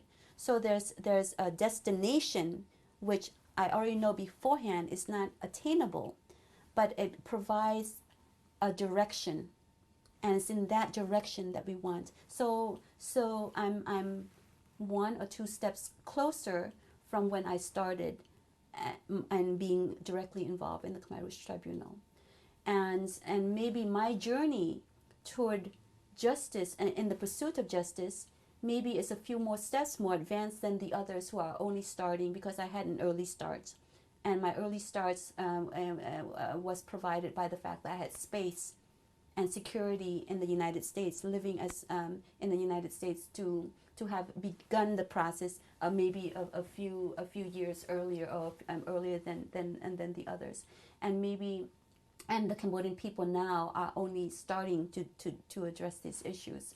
So there's no, for me, I've come to the conclusion there's no such thing as closure. I can try to move in that direction, try to get a little bit closer, knowing that it will never be attainable. And the same with justice. And so I see it as a journey. I see it as a journey of 1,000 steps. and maybe I'm at step 90, and other Cambodians are starting the journey and they're only at step 12. But I have a long way to go as the rest of the Cambodian population. But maybe I've reached a little threshold where I can talk about the issues more freely, and I can confront the past with less angst, or with less hate. Why do you think that is? Because and part of it is forgiveness. I just and I've been thinking a lot about forgiveness, and I'm writing about it, and I've pieced different thoughts together, and my definition of forgiveness is the conclusion of hate and not the conclusion of anger. I've been accused of having a lot of anger, and I used to take it as a negative, and it was meant as a negative, but I don't ever want to not be angry anymore. When I see injustice, I don't want to be apathetic. That's the alternative to not getting angry. When I want to continue to be as passionate in my anger at injustice as when I was younger. So for me, the forgiveness is the conclusion of hate, the conclusion of malice, the conclusion of resentment, and not the conclusion of anger. I want to continue to be angry when I need to be angry. Now the trick is not to be angry all the time, or to be angry, and because angry can easily slip into hate. And that's really dangerous, because anger is an energy that can be fueled for positive results. And so for me, what there was another process, or another understanding that I've come, and that I've been able to distinguish and made for myself and be comfortable with it. And I think I will continue to hold on to that definition and to that understanding of forgiveness. And I've been able to do that. I've been able to forgive when I see Kyo Samphan, when I see Nuon Chea. I'm angry at the system. I'm angry at the law and at the injustices. I can't say that I hate them. I don't hate them, actually. I don't. I feel a lot of sadness. I feel a lot of sorrow.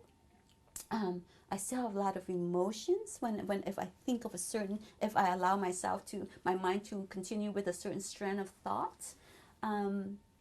But I can't say that I hate them. I can't say that I resent them. I can't say that there's malice in my anger vis-a-vis them and me, and the Khmer Rouge and me. But there's still a lot of anger, and I'm comfortable with that. It's just when I allow the anger to slip into other things which are not healthy, and it's not healthy for me. But anger also takes a lot of energy, and I don't want to be an angry person. I think there's a distinction as well, because I was very, when I was in high school, I had both anger and hate, and they weighed on me, and forgiveness is freedom. I really believe that. I believe it not only in the theoretical, which I've read a lot on it, which have reconfirmed my experience, my personal experience, that it is freedom. And I don't want the perpetrators to have that hold on me anymore. When I was a child, I had no choice. I was limited in my decision to live out my life. Now I want to live out my life according to my choice, according to my decision. So I really believe and that forgiveness sooner or later is necessary. It can't be enforced, it can't be obligated, but it's necessary toward healing. I really believe this with all my heart, because the alternative is too heavy, and I've gone through that, and it's not healthy.